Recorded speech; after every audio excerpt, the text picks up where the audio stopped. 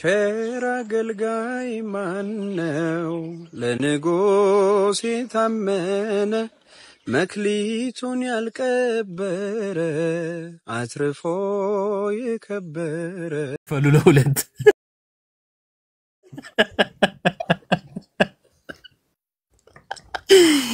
አድክሞች ናቸው ሁሉም እኮ ነው ዮባ ለምሳሌ እግዚአብሔርን ዮባ አሁን እንዳልከው ጆባ ዊትነሶችን ወሰዳቸው ቻርልስ ረሰል ይባላል የሐዋ ምስክሮች አሉ አይደለ ዓለም ትጠፋለች ያለበት አለ አይደለ ዮባ 1910 ምናምን የፈርስት ወርልድ ዋር አንደኛ ዓለም ጦርነት አካባቢ ፒፓው ይጠበቃል ሁሉም ደግሞ እኮ እግዚአብሔር ሲያጋልጣቸው ይቀባጥራሉ ሰይጣኑ እየተገለጠ እየነገራቸው ከራሳቸው እየሰሙ መተው ቻርልስ ረሰል ዓለም እንዴት ትጠፋለች ብሎ ቀባጠረ ወፍ ዓለም አልጠፋ ሲል ተፋቶ ጥፊ አልጠፋም እንዴ እሱ አሰተኛ እንዳይባል ጸሎት እኮ እንድጠፋ ነው የየሐዋ ምስክሮችን ስናነሳ ቆይ ሰዎች ካላችሁ ባይዘው አንድ ቁጥር ጻፉና ዮባ በጣም በሚገርም ሁኔታ ታች ያላችሁ ሰዎች የየሐዋ ምስክሮች ኦፍ ኮርስ ኢትዮጵያ ውስጥ ምናምን በየቦታው መንገድ ላይ ምናምን ታያችኋላችሁና የየሐዋ ምስክሮች ያው እንደምታውቁት ወልድ ፍጡር ነው ብሎ ነው የሚያምኑት አይደል አብ ወልድን ፈጠረና በወልድ ዓለማትን ፈጠረ ነው ያው ትምርታቸው የአሪዮስን ትምርት ነው እዚህ ነገር ላይ የወልድ ማንነት ላይ የአሪዮስን ትምርት ነው ያዙትና በጣም በሚገርም ሁኔታ ስጋ ከመልበሱ በፊት ጌታችን ኢየሱስ በስጋ ከመገለጡ በፊት ማን ነው ብለው እንደሚያምኑት አቃላችሁ ቅዱስ ሚካኤልን ብለው ነው የሚያምኑት ቅዱስ ሚካኤል በብሉይ ኪዳን ወልድ ማን ነበረ ቅዱስ ሚካኤል ነበረ ከዛ በኋላ በስጋ ተገለጠ ጆባ ዊትነሶች ቅዱስ ሚካኤል ነበረ በስጋ ተገለጠ ከዛ ምድር ላይ ያለውን ስራ ሰራ ከዛስ ምድር ላይ የፈጸመውን ስራ ከፈጸመ በኋላ አሁን ተመልሶ ቅዱስ ሚካኤል ሆኗል ተመልሶ ወደ ሰማይ ከሄደ በኋላ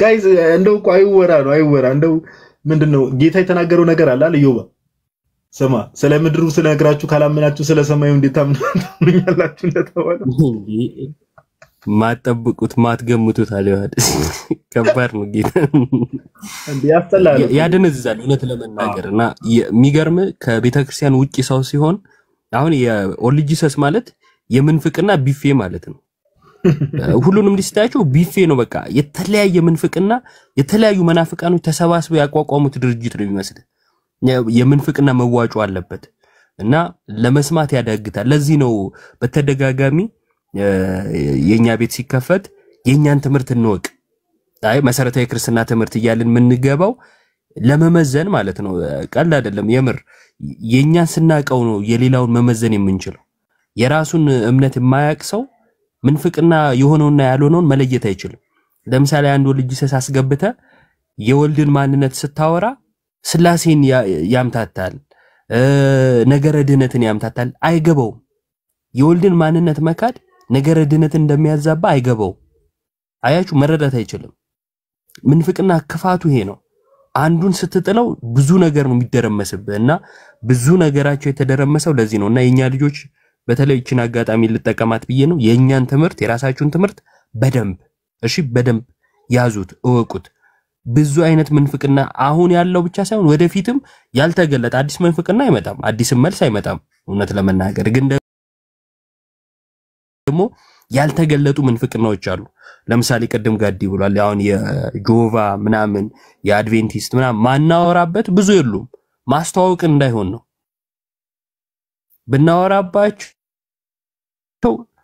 አስቂኝ ትምርቶች ናቸውና እናንተ ግን የራሳችንን በደንብ ብናቀው ጥሩ ነው እንደዚህ ደግሞ ገባውጣ ሚሉ ካሉ ታስታውሳላችሁ ዮሐዴ ምናምን ቴሌግራም ላይ ቀደም ዮሐዴ ያሳየው ሰው አለ የተባለ ተሟጋቻቸው ነው በረከት ይባላል እንደ የበረከትን አንድ ቃል ልንገራችሁ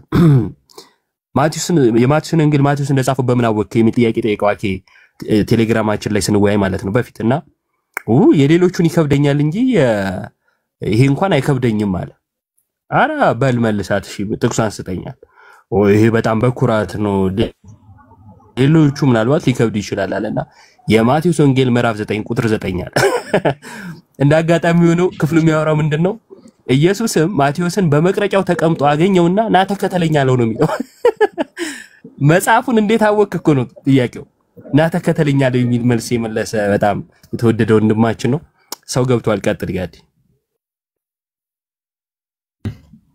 ያ በጣም ብዙ ነገር ስለ ሞርሞን ማወቅ ፈልጋለሁ ያልከው ወንድማችን አላውቅም። እንግዲህ ሜቢ ማቴሪያሎች ምናምን ይሄ በጣም የነሱ ራሱ ሞር ፊሎሶፊ ይበዛዋልና እስቲ ሌላ ጊዜ ሜቢ አሁን ሰው ደግሞ አንዴ ጆቫውን አንዴ ሞርሞን አንዴ ምኑን ምንፍቅናቸውን እንደዚህ አይነት ነገር እንትን ብለን እነዚህ ዩኒታሪያንስ የሚባሉ አረ በስመ አብ ክርስቶስ ግን እውነተኛ የጌታ ትምህርት ላይ እኮ ስንቱ በምንፍቅና ተነስቷል። ጌታ ሆይ ምንፍቅናውን ቀጥቀጠጥ አይደለም ብሏል። ያው እንግዲህ ሰው ምን ያደርጋል ልቡን ካልከፈተ። እሺ በጸጋ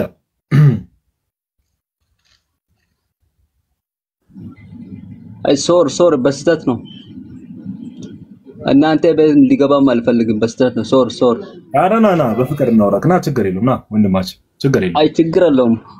አራ እናንተ በሃይማኖታችሁ ነን በሃይማኖት ይቀመጣለሁ እንዴ ምን ነው በፍቅር አውራን ችግር የለውም። እኛ ይሄው ክርስቲያን አይደለም እንዴ መስቀል አድርገናል እኮ ምን አውራን ችግር የለውም። የራ መስቀል የቱ ጋር ነው ያስቀመጥኩት? መስቀል ይሄው አይታየም።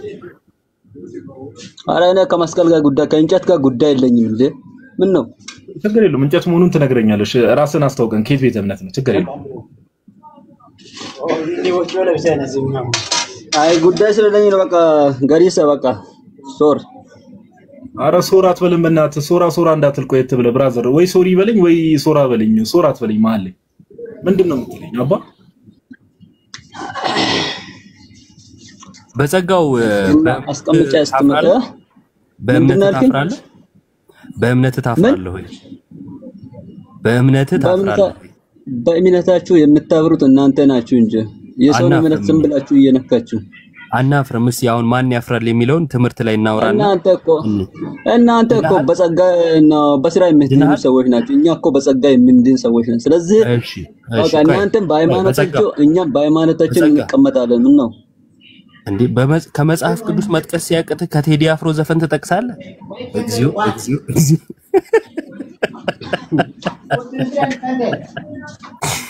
ኧረ ተው መጽሐፉን እንድፈረው ከመጽሐፍ ቅዱስ አንብብ። ከዘፈን ይነግረናል እንዴ? እግዚኦ እሺ ድናል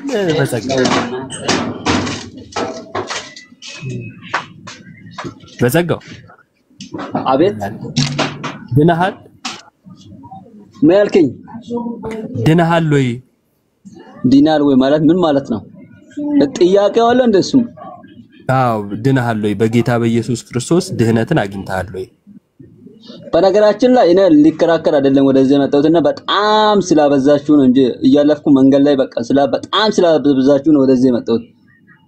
ከመጣህ ይቀርታል ያስተምረናል። በጣም አበዛችሁንማ ምን ነው አጣኒ ወዳታል ጋዲ በጣም አበዛችሁ እንዴ? አይ ወንድማችን እሺ ግን እሺ እኔ አሁን እዮባ ፕሮፋይሉ ላይ ልጠይቀው ቢያንስ በጸጋ ብለ 4 ቁልፎች አሉ ቢጫ ቁልፎች ምንድናቸው? እሱ ልጠይቀው አይችልም። ልጠይቀው አይችልም ከባድ ነው። ቁልፉ እንዴት ጠይቀዋል? በጸጋ እሺ ብራብ በቃ ፓፓ እኔ ገዲሳ ነው ማን ነው ገዲሳ መጨረሻ ላይ ነው። አይ በጸጋው ግን ንቀት ነው እያየህን ማታወራ ወደ ጎን ዞረ የምታወራ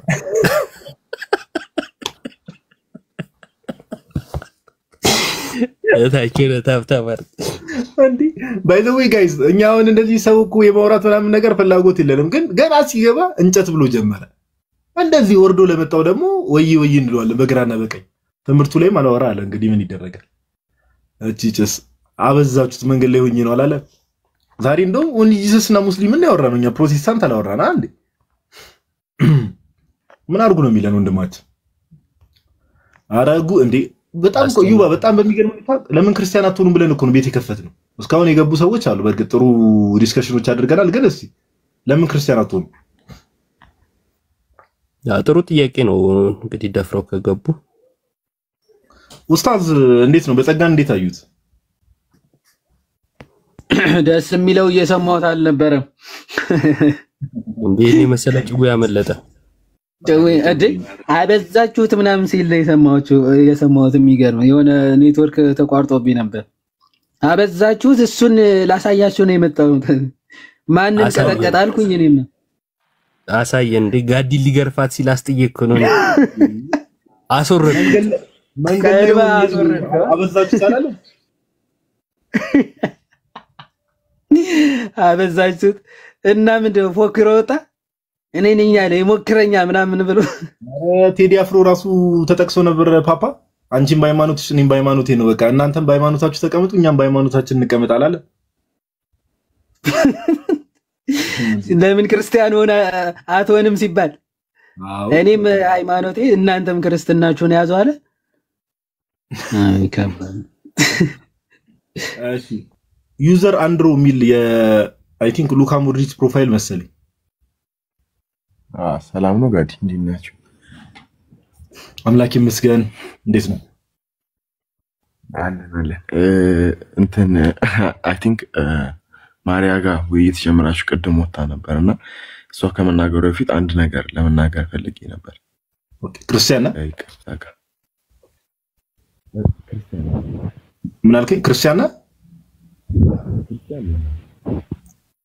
ይታፈናል ወንድማችን ድምጽ ታፈናል ኤርፎን ምናምን ካረክ ስልኬ ናት እሺ ፕሮቴስታንት ነኝ ክርስቲያን ነኝ ፕሮቴስታንት ነኝ እና የቅድም ስትሰሩ የነበሩትን ነገር ለመለገፍ ያክል ነው እንደዚህ ህብረተሰቡ ላይ በተለይ ኦርቶዶክስ ህብረተሰቡ ላይ ታስበው የነበረው ነገር ነውና እንደዚህ የእምነቶችን ከፋፍሎ ለይቶ የሚያምኑትን በደንብ አሳውቆ ማስጨበጥ እንደዚህ አይነት በሰፊው እንገባበታለን እንዳልከው እንደዛ ብታረጉ በጣም ደስ ይለኛል ምክንያቱም ሰው ማህበረሰቡ አይለይም ኦሊጂሰስና ፕሮቴስታንትን አይለይም ኦሊጂሰስና ጆቫን አይለይም አንድ ቀን ምናልባት ጆቫው ዊትነስን አስቆሞ ጠይቆ አይ ክርስቶስ እኮ ፍጡር ነው ሲለው ወይኔ ጴንጤው እንደዚህ ያለ ብሎ መነሳቱ ስለማይቀር ይሄ ሁሉ እንደዚህ ከሚነሳ ሄረሲ የሆነውንና ያልሆነውን እምነቶችን እንደዚህ ሰፋ ባለ እንትን ብታስተምሩ በጣም ደስ ይላልና ይሄልብኝ ስላወራችሁ ሊልበ ብቻ ደስ ስላለኝ ያው ለማበረታታት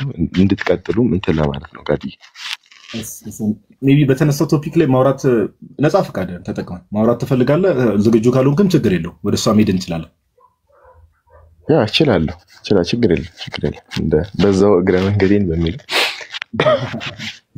እሺ ዮሐድ ያውራው እኔና ዮብ ከቀደም ጀምሮ ስናወራ ስለነበር ወይስ እሷን እናስቀድማት ሌዲስ ፈረስ በሚለው ቀደምም ገብታ ስለወጣች አስቀድማት ችግር በቃ ዮሐድ ከማሪያ ጋር አውራ እንዴ ተቀበላት ማሪያ ጀምራችሁ ነበር እንዴ ከሷ ጋር ቀደም አልሰማውም ምን አለ አይ አልጀመርም ረጅም ሰዓት ተቀምጣ የሆነ ሰዓት ላይ ማን ነው ከኢቨን ጋር ስናወራ ረጅም ሰዓት ተቀምጣ ነበርና ዲስኮኔክት አደረገች ኦኬ እሺ ማሪያ ሰላም ብለናል እንኳን ደህና መጣሽ ሰላም እንዴናችሁ ሰላም ነው እግዚአብሔር ይመስገን ከየት ቤተ እምነት ነሽ ከወንጌል አማኞች ነኝ ፕሮቴስታንት ኦኬ ፕሮቴስታንት እሺ ርዕሱ ለምን ክርስቲያን አትሆኝም ነውና ለምን ክርስቲያን አትሆኝም ክርስቲያን ማለት ያው አጠቃላይ ስሙ ነው ግን ዞሮ ክርስቲያን ነኝ በክርስቶስ አምኜ ድኛለሁ ኦርቶዶክስ በሚለው ማለት ነው ኦርቶዶክስ ለምናተኝ በሚለው ቀጥታ ክርስቲያን አሁን ክርስቲያን ማለት ምን ማለት ነው የክርስቶስ ተከታይ ወይም ደግሞ ክርስቶስ ያስተማረውን አሜን ብሎ የሚቀበል ማለት ነው አይደል እሱን እቀበላለሁ አንቺ የክርስቶስን ትምህርት አሜን ብለሽ ትቀበያለሽ አዎ እቀበላለሁ እሺ ጥሩ እቀበላለሁ ብለሻል ክርስቶስ ሰው የሚድነው እንዴት ነው ብሎ ነበር ያስተማረው መዳን እንዴት ነው የሚገኘው ብሎ አስተማረ መዳን በክርስቶስ ኢየሱስ በማመን በመስቀሉ ስራ በክርስቶስ በማመንማ ትክክል ክርስቶስ ማመን የሚለው እኮ ያስተማረውን ትምህርት ሁሉ መቀበል ብለን ተነጋገረን በክርስቶስ ማመን የሚለው ትምህርቱን ሙሉ መቀበል ነው ተባብለን ጨርሰናል አሁን በክርስቶስ ማመን ብለሽ ድጋሚ እንዳትደግሚ ማለት ነው ክርስቶስ ሰው የሚድነው እንዴት ነው ብሎ ነበር የተናገረው ነው ጥያቄ እሺ ክርስቶስ ሰው ይድናል ብሎ የተናገረው ክርስቶስ ስለኔ ሞቷል ስለኔ ኃጢአት በደል ሞቷል ስለኔ ተቀብሯል ስለኔ በሶስተኛው ቀን ከሞት ተነስቷል አሁን በአብ ቀኝ ይገኛል ወደ ሰማይ አልወጣ እሺ አሁን ክርስቶስ ምንድነው ምን አደረገ ብያል ነበርም የጠየቁሽ እሺ ባጭሩ ክርስቶስ ማርቆስ ወንጌል ምዕራፍ 16 ከቁጥር 16 ላይ ሰው ለመዳን ምን ያስፈልጋል ብሎ ነበር የተናገረው ታነብልኛለህ እሺ ያመነ የተጠመቀም ይድናል ይላል ምን ያደረገ ይድናል ነው የሚለው ያለው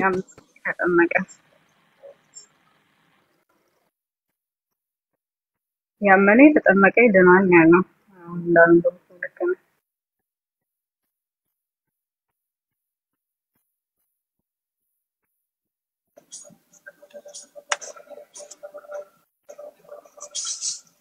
ዮሐዴ ሚዩት ሆነሃል። እኔ ጋር ብቻ ነው ድምፁ ሚዩት ሆኗል። ኔትወርክ ይሆናል። ኤቢ ሚዩት አድርግሽ፣ ተራ ሲደርስ ታወራለህ።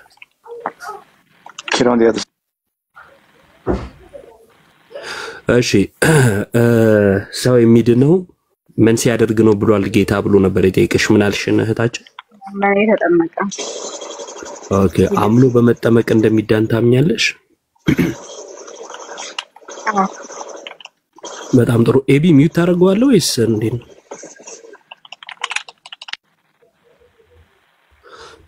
እሺ አምኖ በመጠመቅ እንደሚዳን አምናለሁ ብለሻል። በጣም ጥሩ። ያመነ የተጠመቀም ይድናል ሲል እምነት ለድህነት ነው አይደል ማርያ? አዎ። ጥምቀትስ? እምነት ተጠመቃለሁ። አምናለሁ። መጀመሪያ የሚቀድመው እምነት ነው። እሺ ያመነ የተጠመቀ ይድናል ሲል እምነት ለድህነት ነው ወይስ ብዬ ስጠይቅሽ አዎ ብለሽኛል። ጥምቀትስ? አምነን የምትጠመቀው ነው። አይ እኔ ቅደም ተከተል አይደለም የጠየቅኩት። አይ ጥምቀት ብቻውን ያድናል ነው።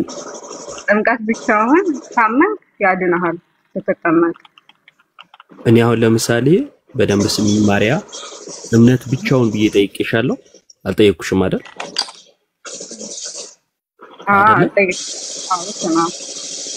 ልክ እንደዛው ጥምቀትንም ብቻውን ነው ብቻውን አይደለም ብዬ አልጠየቅኩም። ስለዚህ እምነት ብዬ ስልሽ ብቻውን ነው ብቻውን አይደለም ብለሽ እንዳላልሽኝ ሁሉ ጥምቀትንም ብቻውን ነው ብቻውን አይደለም ወደሚለው ሳይሆን መሄድ ያለብሽ በቀጥታ ጥምቀት ለድህነት ነው ወይ ለሚለው ጥያቄ ነው ወይስ አይደለም የሚለውን በቀጥታ የምትመልሽ ከሆነ ያው ለመግባባት ይመቻል ብዬ ስለማስብ ነው። አሁን መልሽልኝ ከቻልሽ።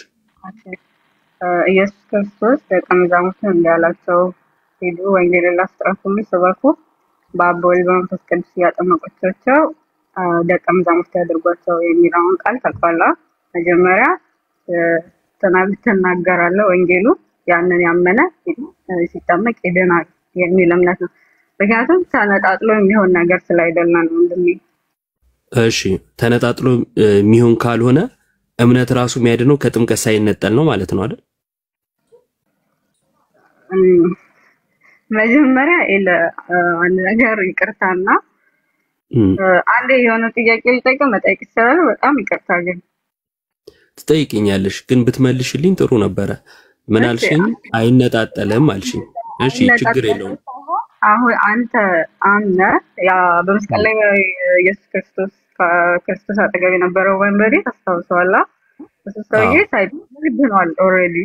ስለዚህ አምኖ ነው የተናናለ። ጥምቀት ነበረ፣ የጌታ ጥምቀት በዛ ሰዓት የዮሐንስ ጥምቀት ነበረ። ክርስቶስ ከሞተ በኋላ የጌታ ጥምቀት ብዬ ስጠይቅ ዮሐንስ ጥምቀት ብሎ መመለስ ተገቢ ነው ማለት ነው? አይደለም ይቅርታ።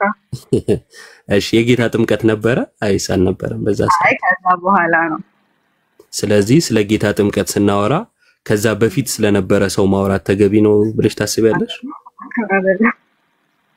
በጣም ጥሩ። እንዲህ ከተግባባን የጌታ ጥምቀትን ላይ እያወራን ስለሆነ እምነት ለድህነት ነው ወይ ስልሽ በድፍረት አዎ ብለሻል። ልክ ነው፣ እኔ ምስማማለሁ። ልክ እንዲሁ ጥምቀት ለድህነት ነው ወይ ብዬ ስልሽ በድፍረት መልሽልኝ እስቲ አንዴ። ጥምቀት ብቻውን አያድንም ብዬ በድፍረት መልስላለሁ ካላመነ። እሺ ካላመነማ እኔም እኮ ሳያምን ይድናል ብዬ አላምንም። እኔም በቃ እንደዛ ከሆነ ተግባብተናል ማለት ነው። ስለዚህ ጥምቀት ለድህነት ነው ብለን እንግባባ ወይስ አይደለም ብለን እንግባባ? ከእምነት ጋር ነው። እኔ ይቅርታ አድርግልኝና ከእምነት ውጪ አላልኩም። እኔም የሚሆነ ከምናወሳሰው በግልጽ እኮ እያልኩ ያለው ግልጽ እኮ ነው። አይ እያልሽ ያለሽው ግልጽ አይደለም። ለምን መሰልሽ? አንዴ ስሚኝና ግልጽ ያልሆነልኝ ለምን መሰልሽ? ከጥምቀት አይነጠልም። አንተ ካነበብከው ማርቆስ ከዛች ያላመነ ግን እንደማይድን ከስር ወረድ ብለህ ታነባለህ። ያልተጠመቀ ግን አይልም። ያላመነ ግን እንደሚፈረድበት ወዲያው እዛው ከስር ተጽፏል። እሺ ለምሳሌ እሺ አሁን በደንብ አንድ ምሳሌ ልንገርሽና እንዳናንዛዛው ከዛ አንድ ነገር ነግርሽና ከዮሐድ ጋር ትቀጥያለሽ ስለተመለሰ ያውን ያለነው የጋዲ ቤት ውስጥ ነው አይደል? ያው የቲክቶክ ቤቱን በለውና የጋዲ ቤት ውስጥ ነው ያለነው አይደለ? አሁን ጋዲ ጋር ለመግባት ውጤቱ ጋዲ ጋር መግባት ነው። ጋዲ ጋር ለመግባት ቲክቶክ መክፈትና ገስት መላክ ያስፈልጋል ብዬብል በደንብ ስሚ። ጋዲ ቤት ለመግባት ቲክቶክ መክፈትና ገስት መላክ ያስፈልጋል ብዬ ካልኩኝ ነገር ግን ምንድነው ቲክቶክ ያላከ አይገባም ብዬ ስል ገስት ያላከ ማለት አለብኝ ማለት ቲክቶክ ያላከ ማለት ቲክቶክ ያልከፈተ አይገባም ካልኩኝ ገስት ያላከም ብዬ መናገር አለብኝ ምክንያቱም ከጅምሩ ቲክቶክ ያልከፈተ ገስት ስለማይልክ ማለት ነው። አዎ በቃ ግልጽ ነው። በጣም ጥሩ ይሄ ግልጽ ከሆነልሽ ያመነ የተጠመቀም ይድናል ብሎ ያላመነ ግን ይፈረድበታል ሲል ያልተጠመቀ ማለት አይጠበቅበትም ምክንያቱም ከጅምሩ ካላመነ ስለማይጠመቅ ማለት ነው። ልክ ገስት ምንድነው ቲክቶክ ሳይከፍት ገስት መላክ እንደሌለ ሁሉ ሳያምን መጠመቅ የለም። ስለዚህ ያልተጠመቀ ማለት አልተጠበቀበትም ማለት ነው። ተግባብተናል። ከተግባባን ለመግባት ያስፈልጋል የተባለውን መቀበል ይኖርብናል አይደል?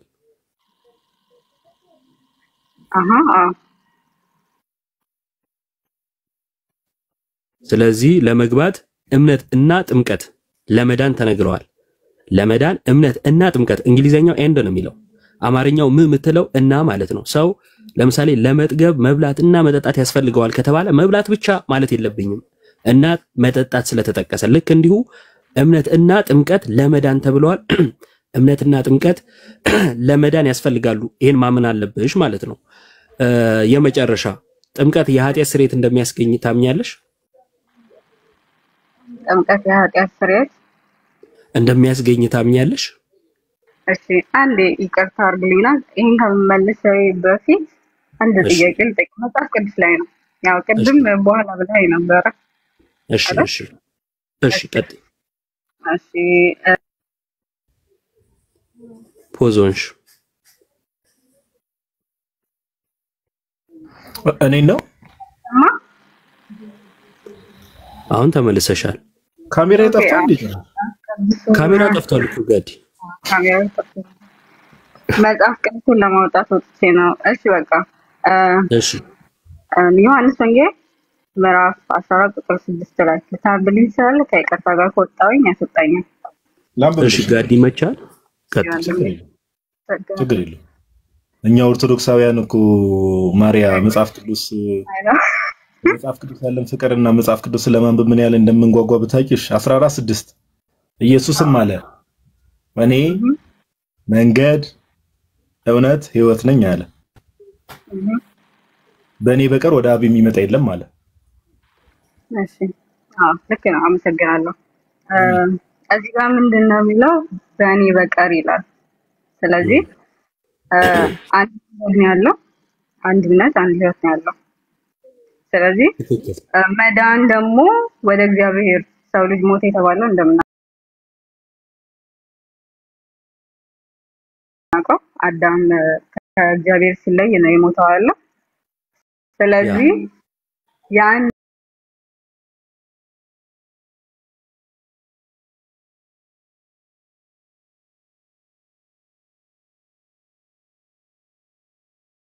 ስራዎች ነግሮናል። ምን ትላለህ አሁን? ስለዚህ ማለት ነው ይቅርታ ነው አንቺ ያልሽውን እላለሁ። ልክ ነህ? አንቺ ያልሽውን እላለሁ። በአጭሩ ጌታ ኢየሱስ ክርስቶስ ሕይወት ነው፣ መንገድ ነው። በእርሱ በቀር ወይ ደግሞ ኢየሱስ በሌለበት ኢየሱስ መንገድ ባልሆነበት ሌላ መግቢያ ሌላ መዳኛ የለም። ወደ አብ ያቀረበን እርሱ ነው። ወደ አብ ቀርበንበታል፣ ድነንበታል፣ ደግሞ እንድናለን፣ በሕይወቱ እንድናለን ተብሎ ተጽፏል። እና በር ነው፣ መግቢያ ነው ማለት ነው፣ መዳኛችን ነው። በእርሱ በቀር የሚለውን ግን እንድታስተውዩ ያው እሷ ላይ ስለሆነ ብዙ ጊዜ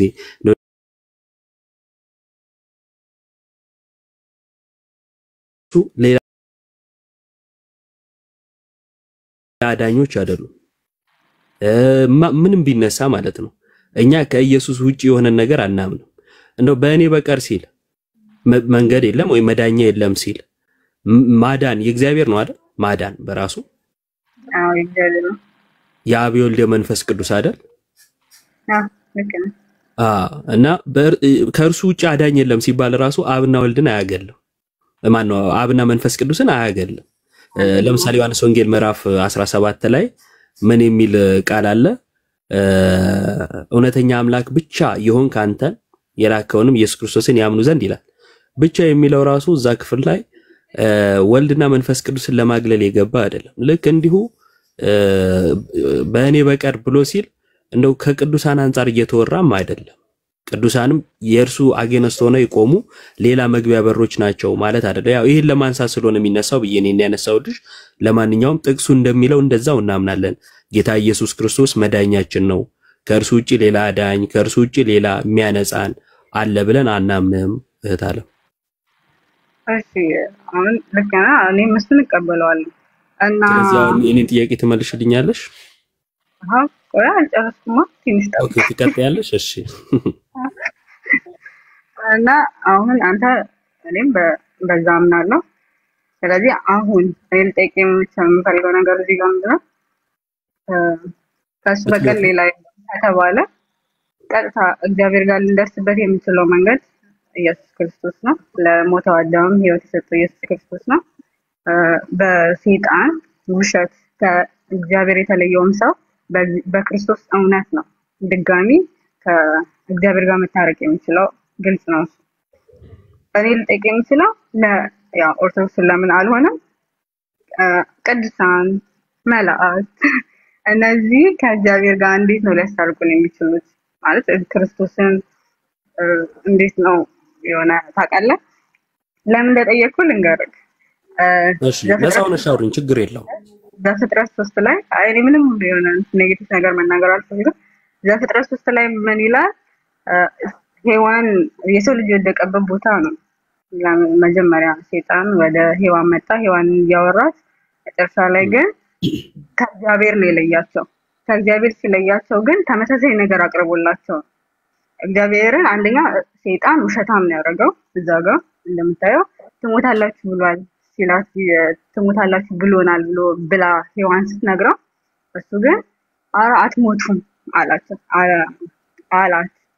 እዚህ ጋርም አሁን ኢየሱስ ክርስቶስ በእኔ በቀር ብሏል እና ሌላ መንገድ ስለ ከእግዚአብሔር ጋር ስትጸልዩ ወደ ማርያምም ወደ መላእክትም ጸልያላችሁ።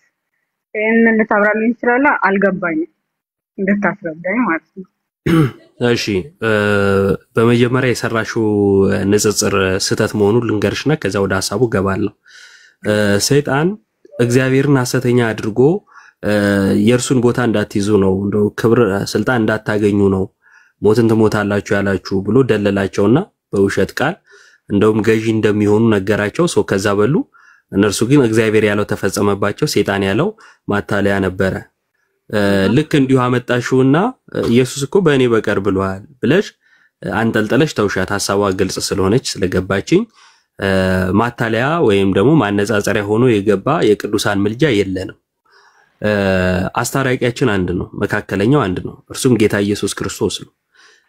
በደሙ ያገኘነው ስርየትን የሚተካ ምንም አይነት ሌላ መስዋዕት የቀረበ የለም፣ ሊቀርብም አይችልም። ሊቀርብ ቢችል ኖሮ ጌታ ሰው ባልሆነ ነበረ። ስለዚህ ስለሌለ እግዚአብሔርም አየ ተመለከተ፣ ወደ እርሱ የሚማልድ እንደሌለ ስላየ ወይም ስለተመለከተ የገዛ ክንዱን ላከ፣ መድኃኒት አመጣለት ተብሎ ተጽፏል ኢሳይያስ መጽሐፍ ላይ ማለት ነው። ስለዚህ ከእርሱ ውጪ ቤዛ ሆኖ ያዳነን አለ ያነጻን አለ ብለን አናምንም። የቅዱሳን ምልጃን እንደ ክርስቶስ ማዳን ማስታረቅ አድርገንም አንቆጥርም አናምንም። ይሄውን እንድታውቁ የምፈልገው የእናንተ ምልከታ ነው። ልክ እኛ ቅዱሳን ያማልዱናል ስንል አይ ኢየሱስ አያማልድም ማለት ነው እያልን መስሎ ማን ነው ኢየሱስ አያድንም ሶሪ ኢየሱስ አያድንም የምንል አድርጋችሁ የምትረዱት እናንተ ናችሁ። እኛ ግን እንደዛ አይደለም ምናምነው ምንድነው በኢየሱስ ክርስቶስ መዳንን አግኝተናል። ወደ ቤተክርስቲያን ተጨምረናል። በዚች ቤተክርስቲያን ውስጥ ምን አለ? የክርስቲያኖች ህብረት አለ። በህብረት ውስጥ ደግሞ አንዱ ለአንዱ ይጸልያል። አንደኛ ቆሮንቶስ ምዕራፍ 12 ላይ በትክክል ይተሳሰቡ ዘንድ ይላል ቁጥር 27 አካባቢ ላይ አንዱ ብልት ሲደክም ሌሎቹ አብረው ሲያዝን አብረው ያዝናሉ፣ ሲደሰት አብረው ይደሰታሉ። ጳውሎስ ደግሞ በጢሞቴዎስ መልእክቱ ላይ መልጃ ስለ ሰዎች፣ ስለ ነገስታት፣ ስለ መኳንንት ሁሉ እንዲደረግ እመክራለሁ ይላል። መልጃ ስለ ሰዎች ሁሉ ማለት ነው። ከዛ ምን ይላል መሰለሽ? መዳናችንን በሚወድ በእግዚአብሔር ፊት ይህ ደስ የሚያሰኝ ነው ይላል። የቅዱሳን ምልጃ የምንለው ይሄንን ነው፣ ልመና ማለት ነው። ወዴት የሚደረግ? ወደ እግዚአብሔር። ይለምኑልናል እያልን ነው እንጂ ደማቸውን ያፈሱልናል እያልን አይደለም።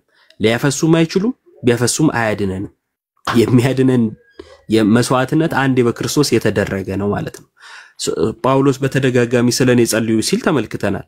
ስለኔ ጸልዩ ማለቱ የክርስቶስን ደም መግፋት ካልሆነ እኔ ቅዱሳን ስለኔ ጸልዩ ስላቸው የክርስቶስን ደም መግፋት ሊሆን አይችልም። ለጳውሎስ ካልተረጎምሽው ለኔ አትተረጉሚው። ይቅርታ እሱኛውን ሳይሆን አሁን መላእክት አሉ በዚህ ምድር ላይ ያለ አሁን በትክክል እውነትህን ነው። ሌላ አንተም ጸልይ ይችላል በክርስቶስ ያመነ ሰው እሱ ልክ ነው። ግን በከዚህ ምድር ያው የተለዩን ሰዎች አሉ። ማርያ ምን አልከኝ? እሱ ሊያብራራልሽ ወደዛ ልሄድ ነበር። አንደኛ ቆሮንቶስ ምዕራፍ 12 ነው ሄደልሽ። ግን አንድ ነገር እንድትረጂ ከይቅርታ ጋር ከዮባ ጋር ትቀጥያለሽ። አንድ ሐሳብ ላንሳልሽ። በኔ ጸሎት እግዚአብሔር ያንቺን ኃጢአት ይቅር ሊል እንደሚችል ወይ ደግሞ የኃጢአት ስርየት አንቺ ልታገኝ እንደምትችል ታምኛለሽ? እኔ ንስሐ ሳልገባ እንደሱ አይሆንም። እኔ ልቤን ወደ ክርስቶስ ሊመልሰው ይችላል። አንተ ተክተህ ጸልይ ለኔ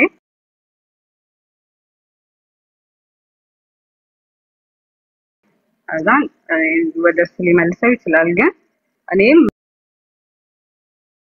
መመለስ ይኖርብኛል። እኔ የኃጢአት ስርየት ስለዚህ አሁን በኔ ጸሎት አንቺ የኃጢአት ስርየት ነው ወይ ደግሞ የኃጢአት ይቅርታን ካገኘሽ ይሄ ከክርስቶስ ደም ውጪ የተደረገ ነገር ነው? ነው አይደለም።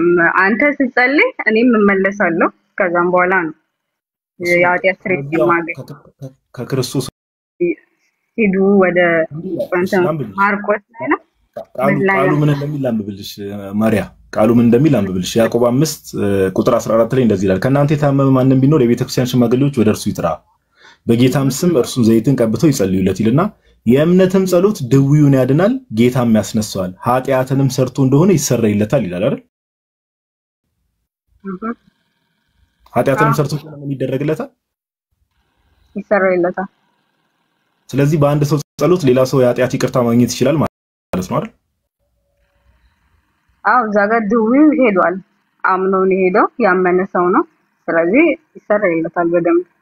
አዎ ስለዚህ አዮባ ቀጥላው እኔ ላነሳላ ስለፈለኩ ነው። እዚህ ላይ እንትን ብሎ አዮባን ቀደም ያነሳልሽን ሐሳብ አዮባ ይጨርስልሽ። አንደኛ ቆሮንቶስ ምዕራፍ 12 ቀጥል አዮባ። እሺ በመሃል ስለገባች ነበር ቀጥል።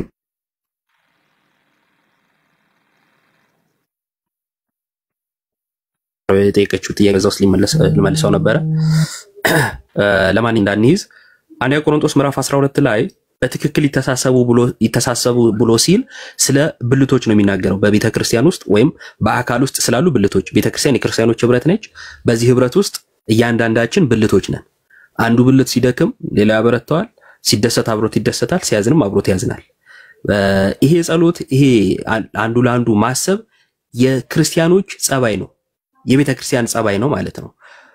ቤተ ክርስቲያን ብለን ስንል በምድር ያሉ ሩጫቸውን ያልጨረሱ ክርስቲያኖች፣ በሰማይ ያሉ ሩጫቸውን የጨረሱ ክርስቲያኖችንም ያጠቃለለ ነው። በደንብ አስተውይ። ቤተክርስቲያን ስንል የክርስቶስ የሆኑቱ እያልን ነው፣ የክርስቶስ ተከታይ እያልን ነው። ምክንያቱም በማቴዎስ ወንጌል ምዕራፍ 28 ላይ ምን ብሎ ይናገራል? ሂዱ አሕዛብን ሁሉ እያጠመቃችሁ ምን ያድርጓቸው ይላል? ደቀ መዛሙርት ያድርጓቸው።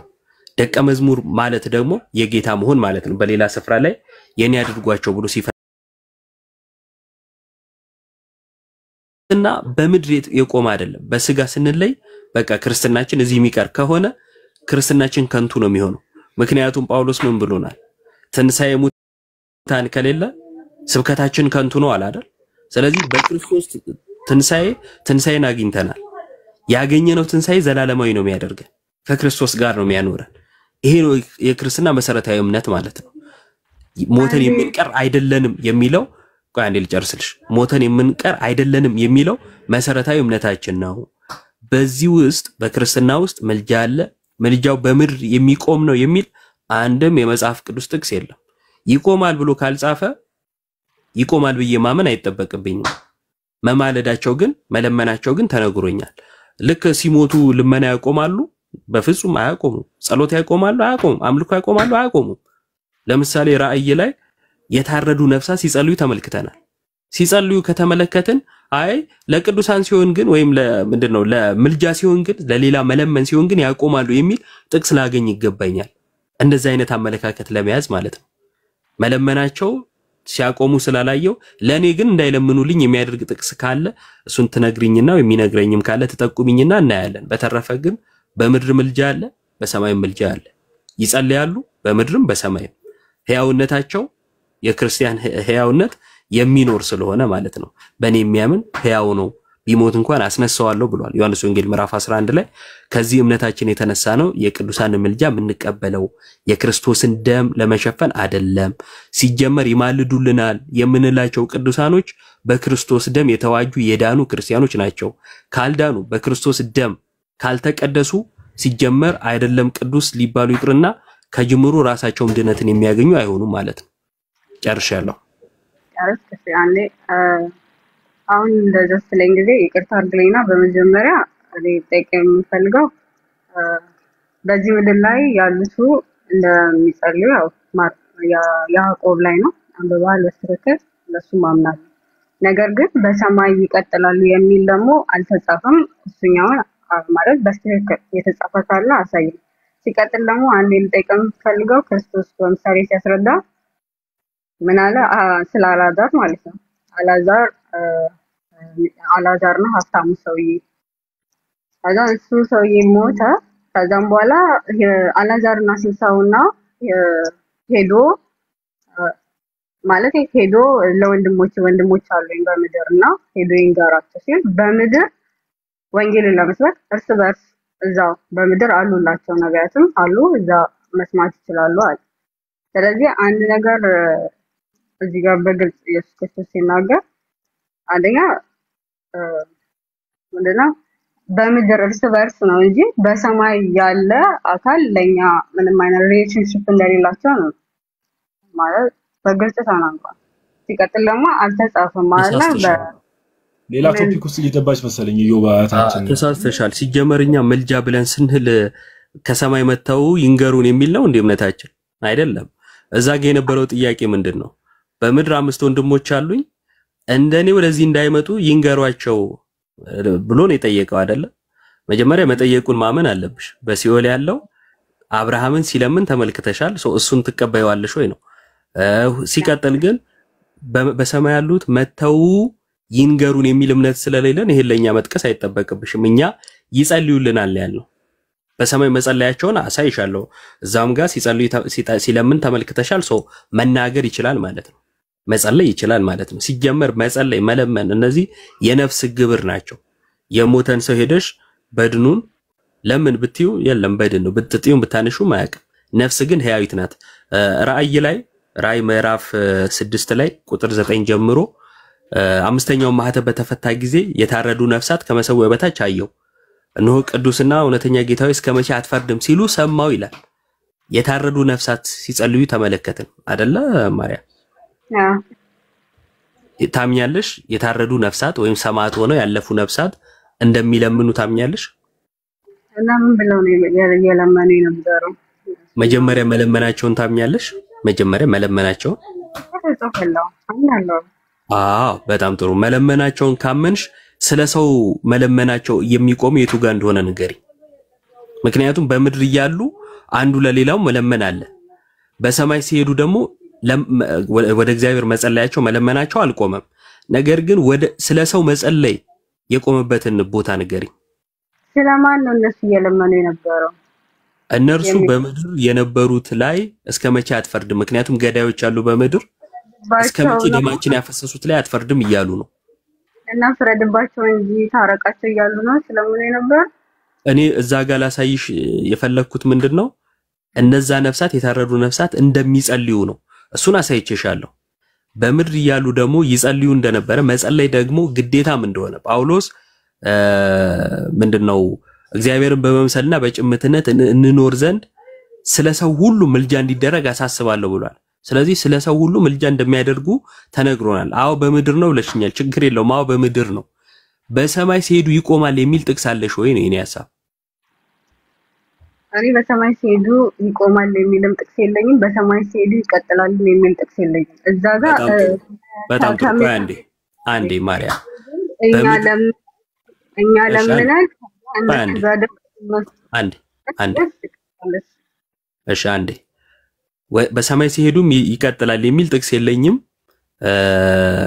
ይቆማል የሚልም ጥቅስ የለኝም አልሽ። ለምንድን ነው አንዱን የመረጥሽው? ይቆማል የሚለው ለምን መረጥሽ?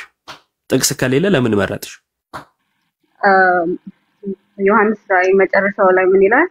በዚህ መጽሐፍ ላይ ከተጻፈው የሚጨምርም የሚቀንስም ብሎ ማስጠንቀቂያ ተናግሯል። ስለዚህ እኔ አሁን የትንቢት መጽሐፍ ነው የሚለው አይደለ? ቃይ ማርያም አይቀጥልም ብዬ እኔ አልቀጥልም፣ ዝም ነው የምለው። ዝም ካለ ዝም ነው። ዝም ከሆነ እኮ መተሽ እኮ አይቀጥልም ብለሽ መቀጠል አልነበረብሽም። ለምሳሌ እኔ በሰማይ ይቀጥላል ብዬ ስል ሊሆንም ላይሆንም ይችላል ብለሽ ዝም ነበር ማለት የነበረብሽ። መተሽ ግን እየተቃወምሽ ነው። ችግር የለውም። አሁን የጠቀሹ የራእይ ላይ ያለው በዚህም የትንቢት መጽሐፍ ነው የሚለው ስለ ራእዩ ነው እያወራ ያለው። አስቀድሞ ደግሞ ያ ሁሉ መጽሐፍት ሁሉ ተሰብስበው አንድ ላይ ሆኖ አይደለም የተጻፈው፣ ስለ ትንቢቱ ነው። ያ ደግሞ ለብቻው ራሱን የቻለ አንድ መጽሐፍ። ሁሉም አሁን መጽሐፍ ቅዱስ ብለን የያዝናቸው ራሳቸውን የቻሉ መጽሐፍት ናቸው። መጽሐፍ ቅዱስ ደግሞ የመጽሐፍት መድብል ሆኖ መጽሐፍ ቅዱስ ብለን አንድ ላይ ተቀበልነው ነው። ለማንኛውም ግን እምነታችን እንደዛ ነው። ረጅም ሰዓት ፈጀን መሰለኝ። ቀጥሉ ጋዲ።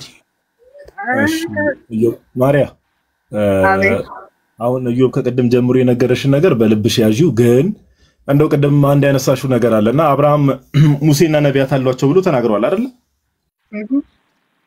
እንዴት አወቀ ሙሴና ነቢያት እንዳሏቸው መሬት ላይ? ያመኑ ክርስቲያኖች አሉ። አይ አብርሃም እንዴት አወቀ? አብርሃም ከነበረበት ቦታ አብርሃም ኦልሬዲ ከሞተ በኋላ ነው አይደል? ይሄ ታሪክ እውነተኛ ታሪክ ነው አይደል? እንዴት አወቀ? ሙሴና ነቢያት ወንድሞቼ ምድር ላይ ያሉ ወደ እነርሱም ላይክ እነርሱም ወደዚህ እንዳይመጡ ብሎ ላይክ ያ ነዌ ሲጠይቅ አብርሃም እንዴት አወቀ? ሙሴና ነቢያት አሏቸው እንዴት አለ? ምድር ላይ ስላለው ነገር እንዴት አወቀ? ምድር ላይ ያለ ነገር እኔ ከታር ብሊና እንዴት አወቀ የሚለውን እኛውንም አላውቅም። ማለት ግን እዛ ጋር አውቆታል ኦልሬዲ። ግን እኔ እንዴት እንዳወቀ ጀስት አብርሃም አንድ ላይክ ምድር ላይ በነበረበት ሰዓት ላይ በእግዚአብሔር መንገድ ይመላለስ የነበረ ሰው ነው አይደል? ስለዚህ ጭራሽ ገነት ሳይገባ ነው አይደል ይሄን ነገር ያወቀው ማርያ? የት እንደነበር ለኔጃ ክፍሉ ነው።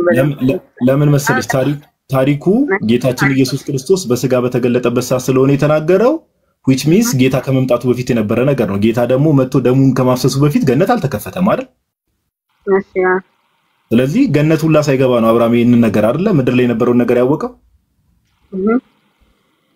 ምን መሰለሽ አንድ ነገር ልጨምርሽ ስለፈለኩ ነው። ዮባ ብዙ ነገር ስላወራሽ ሌሎች ሰዎችም ገስ ላይ ስላሉ አንድ ነገር እንትን ልበልሽ።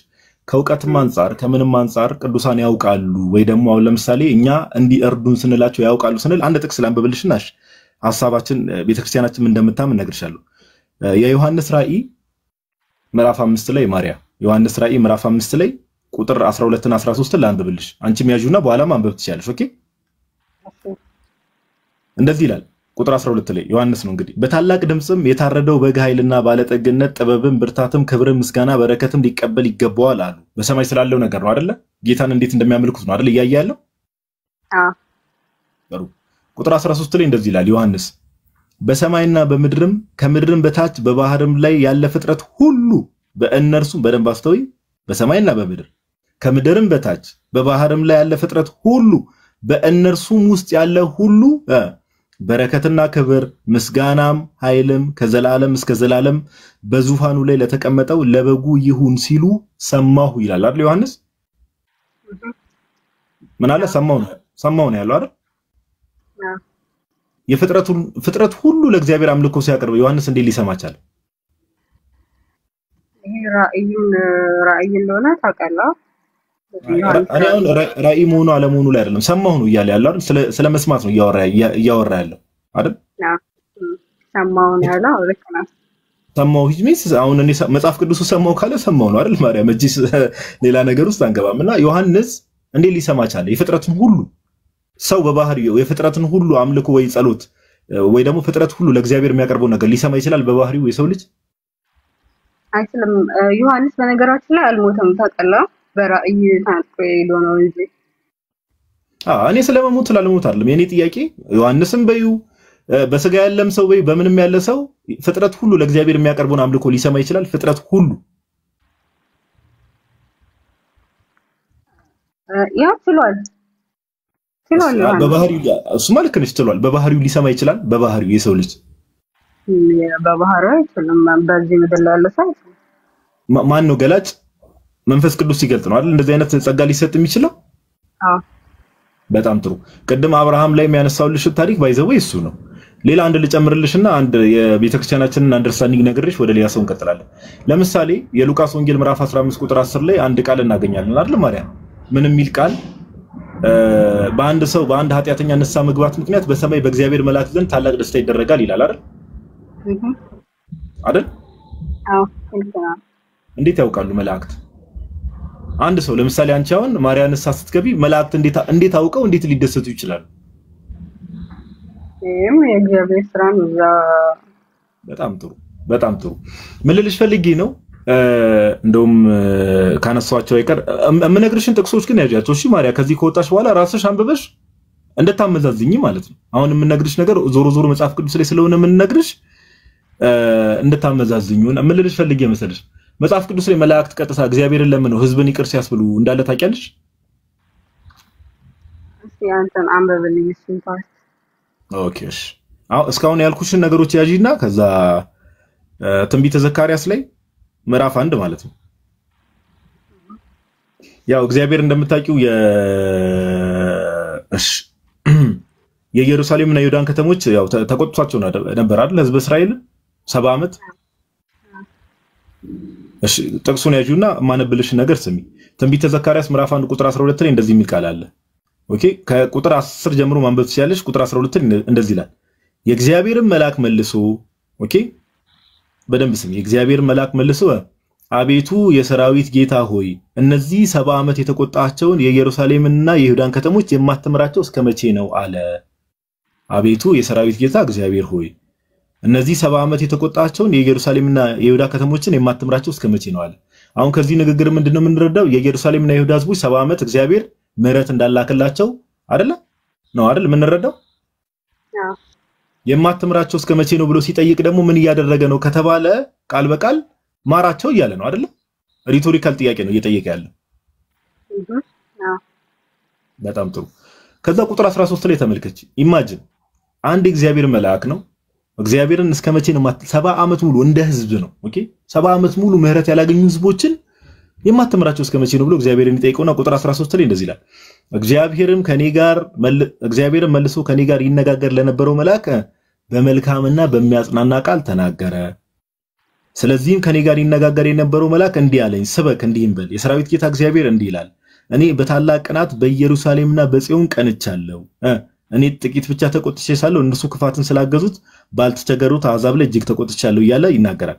ቁጥር 16 ላይ እንደዚህ ይላል፣ ስለዚህ እግዚአብሔር እንዲህ ይላል፣ ወደ ኢየሩሳሌም በምህረት ተመልሻለሁ፣ ቤቴ ይሰራባታል፣ በኢየሩሳሌምም ላይ ገመድ ይዘረጋባታል ይላል የሰራዊት ጌታ እግዚአብሔር። ከዛ እግዚአብሔር ያ መልአክ ይህንን ነገር ጠይቆ እግዚአብሔር ወደ ኢየሩሳሌም በምህረት እንደተመለሰ ይናገራል አይደል? ስለዚህ እነዚህ ህዝቦች በመልአኩ ምልጃ ነው ምህረት ያገኙታል። ይቅርታ አድርግልኝና እዚህ ጋር አንድ ጥያቄ ልጠይቅህ። አይ ቆይ እንጨርስና ትጠይቅኛለሽ። በመልአኩ ምልጃ ነው አይደለም ምህረት ያገኙት?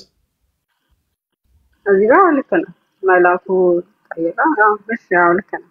ስለዚህ አሁን እኛ ቅዱሳን መላእክትን እንኳን አግዙን እርዱን ብለናቸው አይደለም እኔና እንጂ ሳንጠይቃቸው ራሱ ቅዱሳን መላእክት ስለኛ እንደሚጸልዩ ያሳያል አያሳይም? ይሄ ጥቅስ እንግዲህ እዛ ጋር ባለው ልክ ነው። እኔ አሁን ሙሉ ለሙሉ ነው ልል ወይ አልችልም አልችልም። ለምን መሰለሽ? አይ ጥቅሶቹን ያዣቸውና ግልጽ ስለሆኑ ማለት ነው። አንድ ጥቅስ ልጨምርልሽና ቅዱስ ጳውሎስ ስለዛ አይደለ ሁሉ መዳንን ይወርሱ ዘንድ አይደል ይላል አይደል? ዕብራውያን ምዕራፍ 1 ቁጥር 14 ላይ አልችልም ሁሉ መዳንን ይወርሱ ዘንድ ሁሉ መዳን ቆይ አንዴ ቃሉን ላንብብልሽ ቃል በቃል እሺ ፐርፌክትሊ እንዳነበው let me read the verse ዕብራውያን ምዕራፍ 1 ቁጥር 14 ላይ እንደዚህ ይላል ሁሉ መዳንን ይወርሱ ዘንድ ስላላቸው ለማገዝ የሚላኩ የሚያገለግሉ መናፍስት አይደሉምን ይላል አይደል? ይላል። ስለዚህ እኛ መዳንን እንድንወርስ ቅዱሳን መላእክት ያግዙናል አያግዙንም? ማርያም የሚላኩ የሚያገለግሉ የሚልኩ ይላል ከእግዚአብሔር ተልከው ከዛ ያግዙናል። ይሄንን እርግጥ ኦኬ የክርስቶስ ኢየሱስ የማዳን ስራ ሳይበቃ ቀርቶ ነው ለምን የመላእክት እገዛ አስፈለገ? እኛ መዳንን እንድንወርስ ይላል የሚላኩ ይላል ከእግዚአብሔር ዘንድ ይላኩ እሱ ይላል። ስለዚህ የክርስቶስ ኢየሱስ የመስቀል ስራ ሳይበቃ ቀርቶ ነው መላእክት ለምን የመላእክት እገዛ ለምን ያስፈልጋል? ሰው መዳንን እንዲወርስ ብሉይ ኪዳን ላይ አይተሃል እነ ዳንኤልን ከአንበሳ አዲስ ኪዳን ላይ አሁን ያነበብኩልሽ እኮ ዕብራውያን ምዕራፍ 1 ቁጥር 14 የአዲስ ኪዳን ጥቅስ ነው።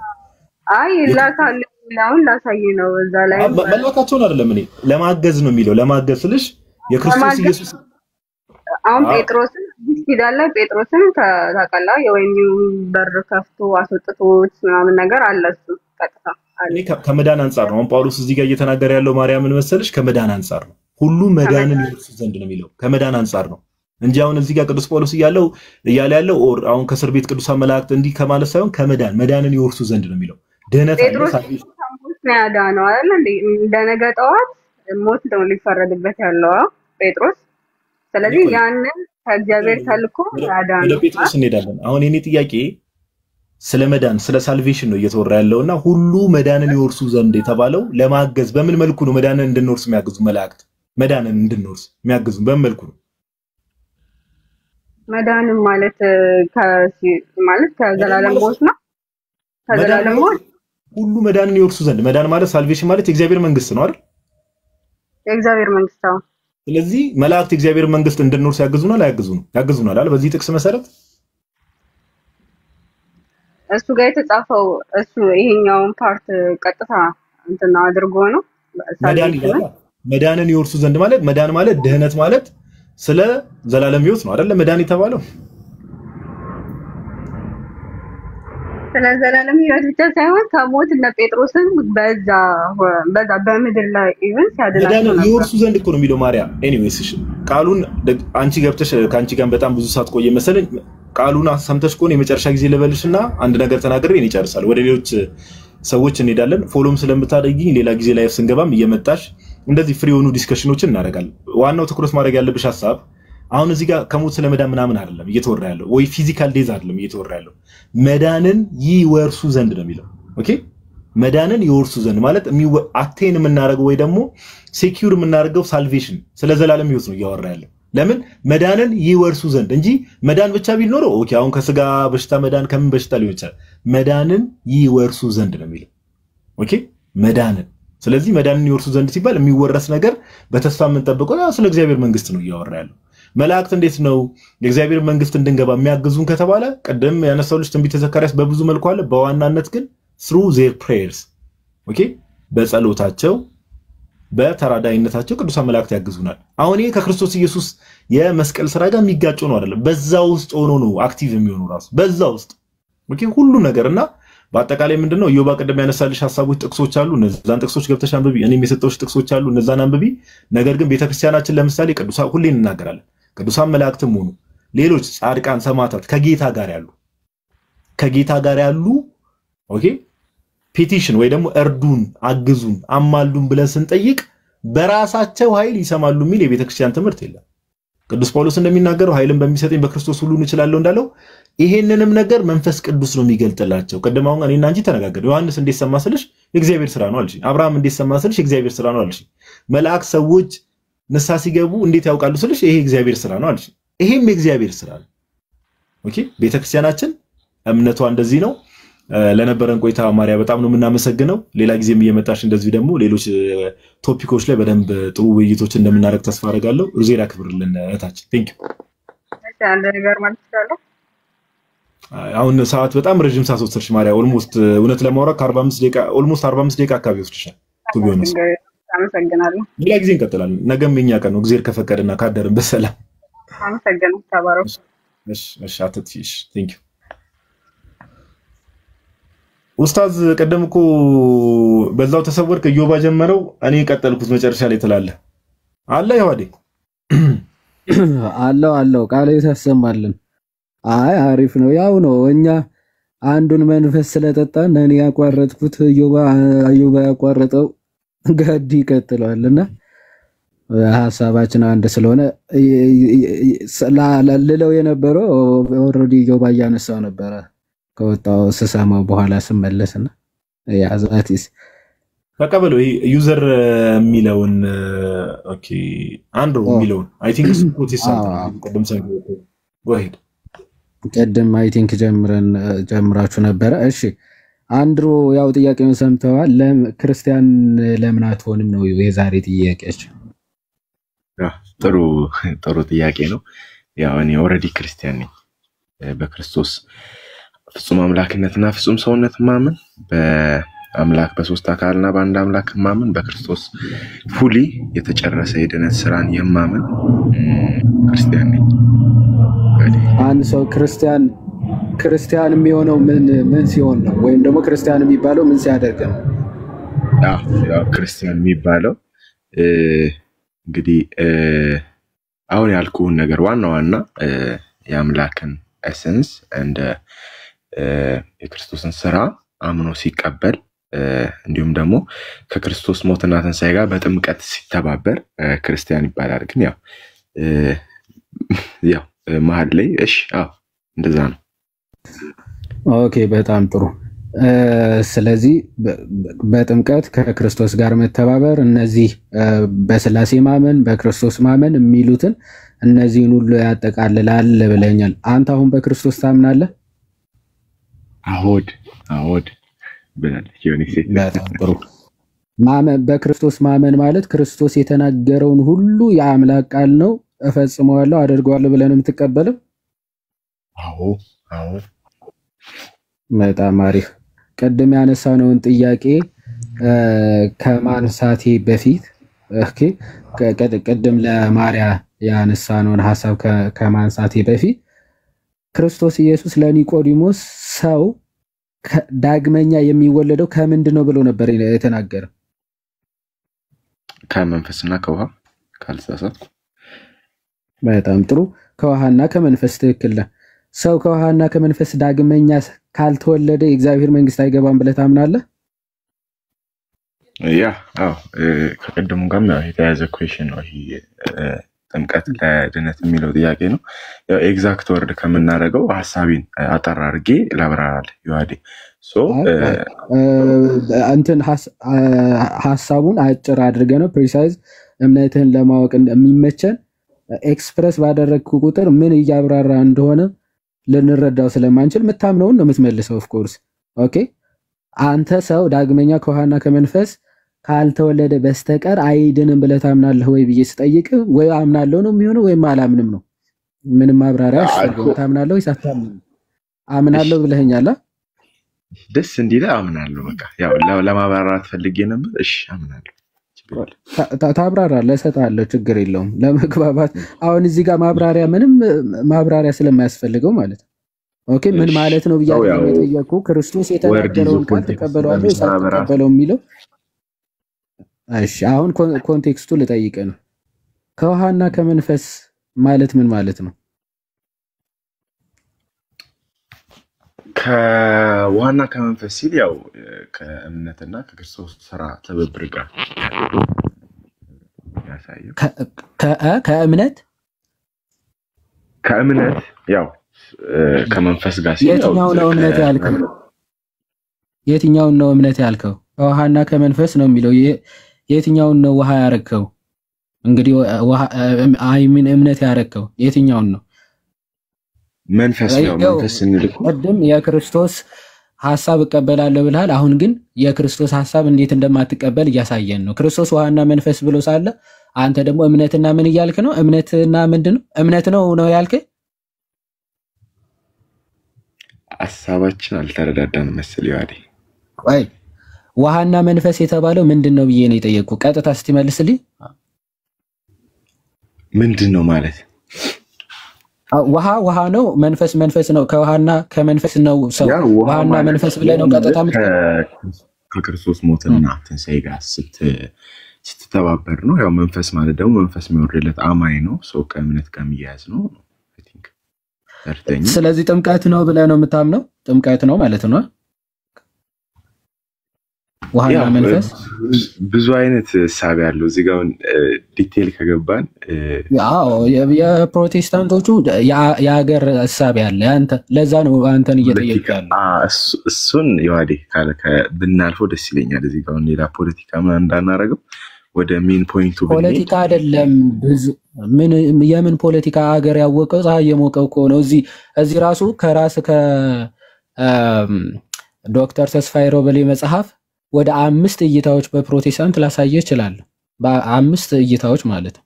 እዚህ ሆነ ፖለቲካ ምናምን ብለ የምታልፈው ነገር አይደለም። እንዳሻው እየተነሳ ማንም ስለሚተረጉመው እንደዛ ስለሆነ እምነታቸው አሁን ለዛም ነው በእናንተ እምነት ወይም ደግሞ ይሄ ሰብጀክቲቪዝም አፈታት ስላላችሁ ሰብጀክቲቪዝም ማለት እንደራስ ነው የምትፈታው። ሰብጀክቲቭ ስለሆነ አፈታታችሁ ለዛ ነው እየጠየቁ ያለው። አንተ ምን ብለህ ነው የምትረዳው? ራሴ ነው ስለመጣ ዛት ይዝኳ እኔም አንተን ነው የጠየቁ። ብዙ አይነት እይታዎች አሏት በላይ ስለ አንተ ስለሆነ ወንድም እየጠየቁ ያለሁት ማለት ነው። ስለዚህ አንተ እይታ ምንድነው? እይታው እንዳልኩ ነው ክርስቶስ ተራ ጋር መተባበር እንዲሁም ደግሞ እምነት ነው። ጥምቀት ማለት ነው። ወደ ሐሳቤ ልምጣ ላብራራ። እምነት መጀመሪያ አልመለስክልኝም እኮ ጥምቀት ነው እያልከኝ ያለው ከክርስቶስ ሞትና ትንሣኤ ጋር መተባበር እያልከኝ ነው። አይ ቲንክ ሮሜ 6 ላይ እየጠቀስክ ይመስለኛል። ሮሜ 6 ነው እየጠቀስክ ያለው። ቆይ ማን ነበረ ስምህ? አንድሮ ነው ስምህ? ከይቅርታ ጋር ይሰማል? አንድሮ ይሰማሃል? ያ ይሰማል። እሺ አይ ቲንክ እየተቆራረጠብህ ነው መሰለኝ። ጥያቄን ሰምተኛል? ሮሜ 6 ነው እየጠቀስክልኝ ያለው ከሞቱና ከትንሣኤው ጋር መተባበር እያልከኝ ነው ብዙ ጊዜ እና ሮሜ 6 ነው እየጠቀስክ ያለው። ያው ጥምቀት ማለት እኮ ያ እኮ ነው አይደል?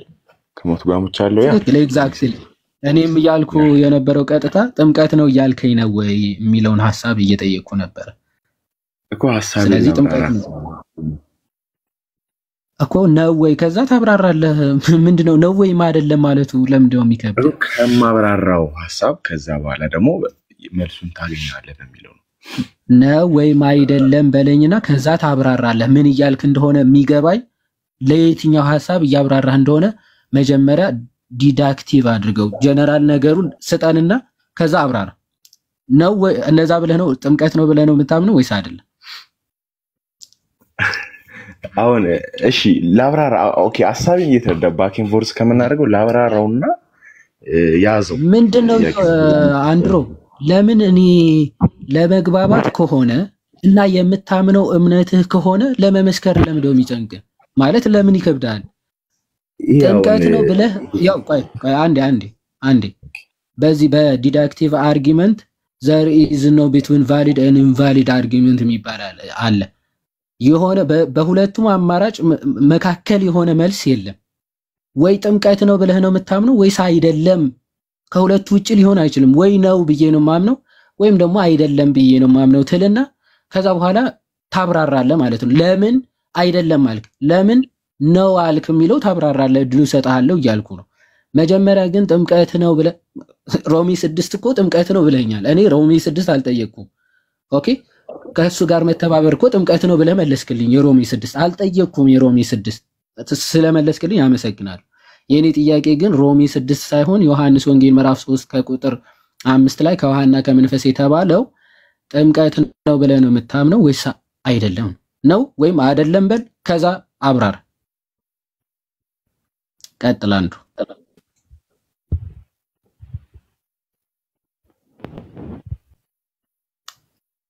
ሰምተኛል ብዬ ተስፋ አደርጋለሁ። አልሰማውም እንዳትለኝ።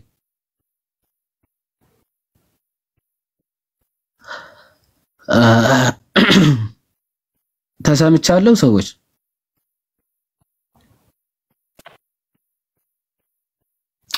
እኔ ነኝ። ኦኬ እኔ ነኝ እንዴ የተቋረጥኩት?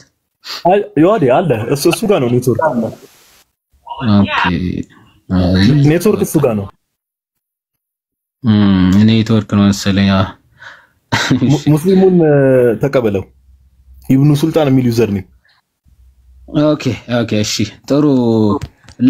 አያችሁ ይሄ እቺ ትንሽ ሪፍሬዝ ላልጋትና ወደሱ ልለ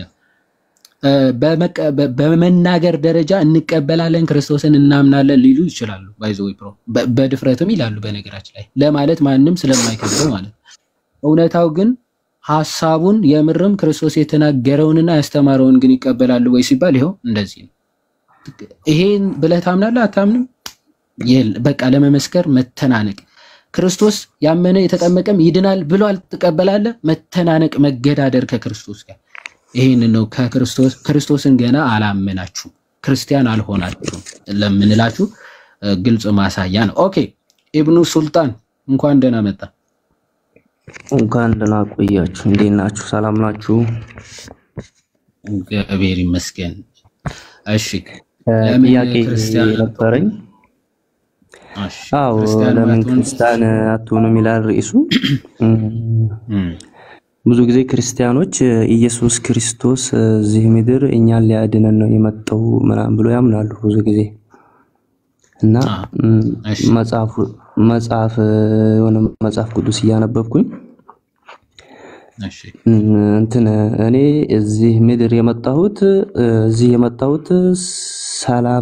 ሰላም ላመጣ አይደለም። ማቴዎስ ስንት መሰለ?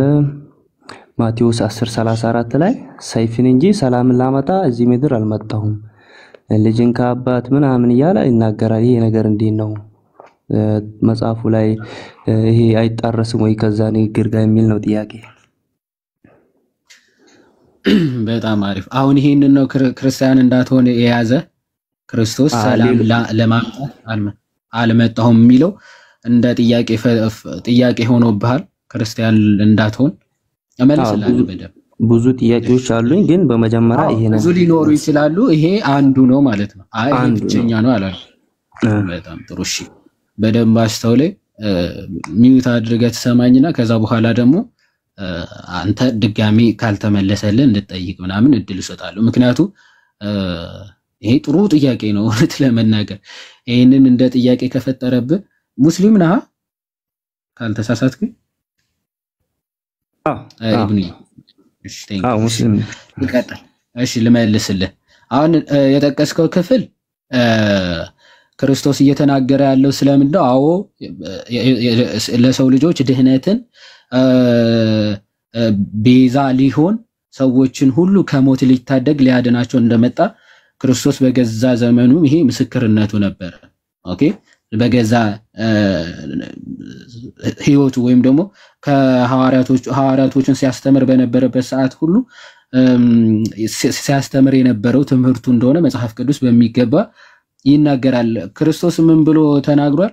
የሰው ልጅ ኦኬ ሊያገለግል ነፍሱንም ለብዙዎች ቤዛ ሊሰጥ እንጂ እንዲያገለግሉት ወደዚህ ዓለም አልመጣምና ብሎ ማቴዎስ ወንጌል ምዕራፍ 20 ከቁጥር 28 ላይ በግልጽ ሲናገር እንመለከታለን። ስለ ብዙዎች ቤዛ ሊሆን እንደመጣ ማለት ነው። ታዲያ እዚህ ክፍል ላይ መጣና ለምንድነው ሰላምን ለማምጣት አይደለም የመጣሁት ብሎ የተናገረው? እዚህ ከቁጥር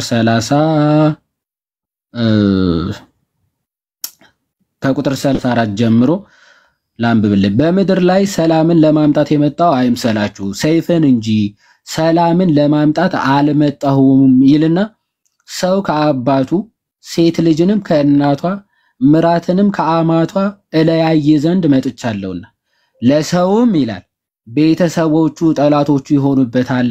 ከእኔ ይልቅ ግን አባቱን ወይም እናቱን የሚወድ ለእኔ ሊሆን አይገባውም። ከእኔ ይልቅ ወንድ ልጁንም ወይም ሴት ልጁን የሚወድ ለእኔ ሊሆን አይገባውም። መስቀሉንም የማይዝ በኋላዬም የማይከተለኝ ለእኔ ሊሆን አይገባውም አለ ክርስቶስ። ኦኬ ምን እየተናገረ ነው ክርስቶስ? አዎ ሰላምን ለማምጣት አልመጣሁም ሲል ክርስቶስ ኢየሱስ ክርስቲያን ስንሆን ኦኬ በሰላም በዓለም ላይ እንድንኖር በተድላ እየተደላቀቀን እንድንኖር አይደለም ክርስቶስ ወደዚህ ዓለም የመጣው። ታዲያ ምንድነው ክርስቶስን ተከትለን በምንሄድበት ሰዓት ግን ብዙ ጠላቶች ሆነው ይነሱብናል ማለት ነው። በጣም ብዙ ጠላቶች ሆነው ይነሳሉ። ምክንያቱ ዓለም ለክርስቶስ ተቃዋሚ ስለሆነች ማለት ነው። ለዛ ነው ሰላምን ለማምጣት አልመጣሁም ሰይፍን እንጂ ሲል ሰይፍ ሁለት ነገሮችን እንደሚለያይ እንደሚነጥል ክርስቶስን በመቀበላቸው ሰዎች ደግሞ ከገዛ ዘመዶቻቸው ከገዛ ወላጆቻቸው ከገዛ ቤተሰቦቻቸው ጠላት ሆነው ሊነሱባቸው ይችላሉ ማለት ጠላት ሆነው ይነሱባቸዋል ማለት። ለምሳሌ አንተ ኢብኑ ወደ ክርስትና ብትመጣ ለምሳሌ አባትህ ገድሎ አሳዶ ይገልሃል። ምክንያቱ በእስልምና ክርስቲያን መሆን ወይ ሙርተድ መሆን ስለሚያስገድል ማለት ክርስቲያን ስለሆንኩ ብቻ እንድትገደል ስለሚያዝ ማለት።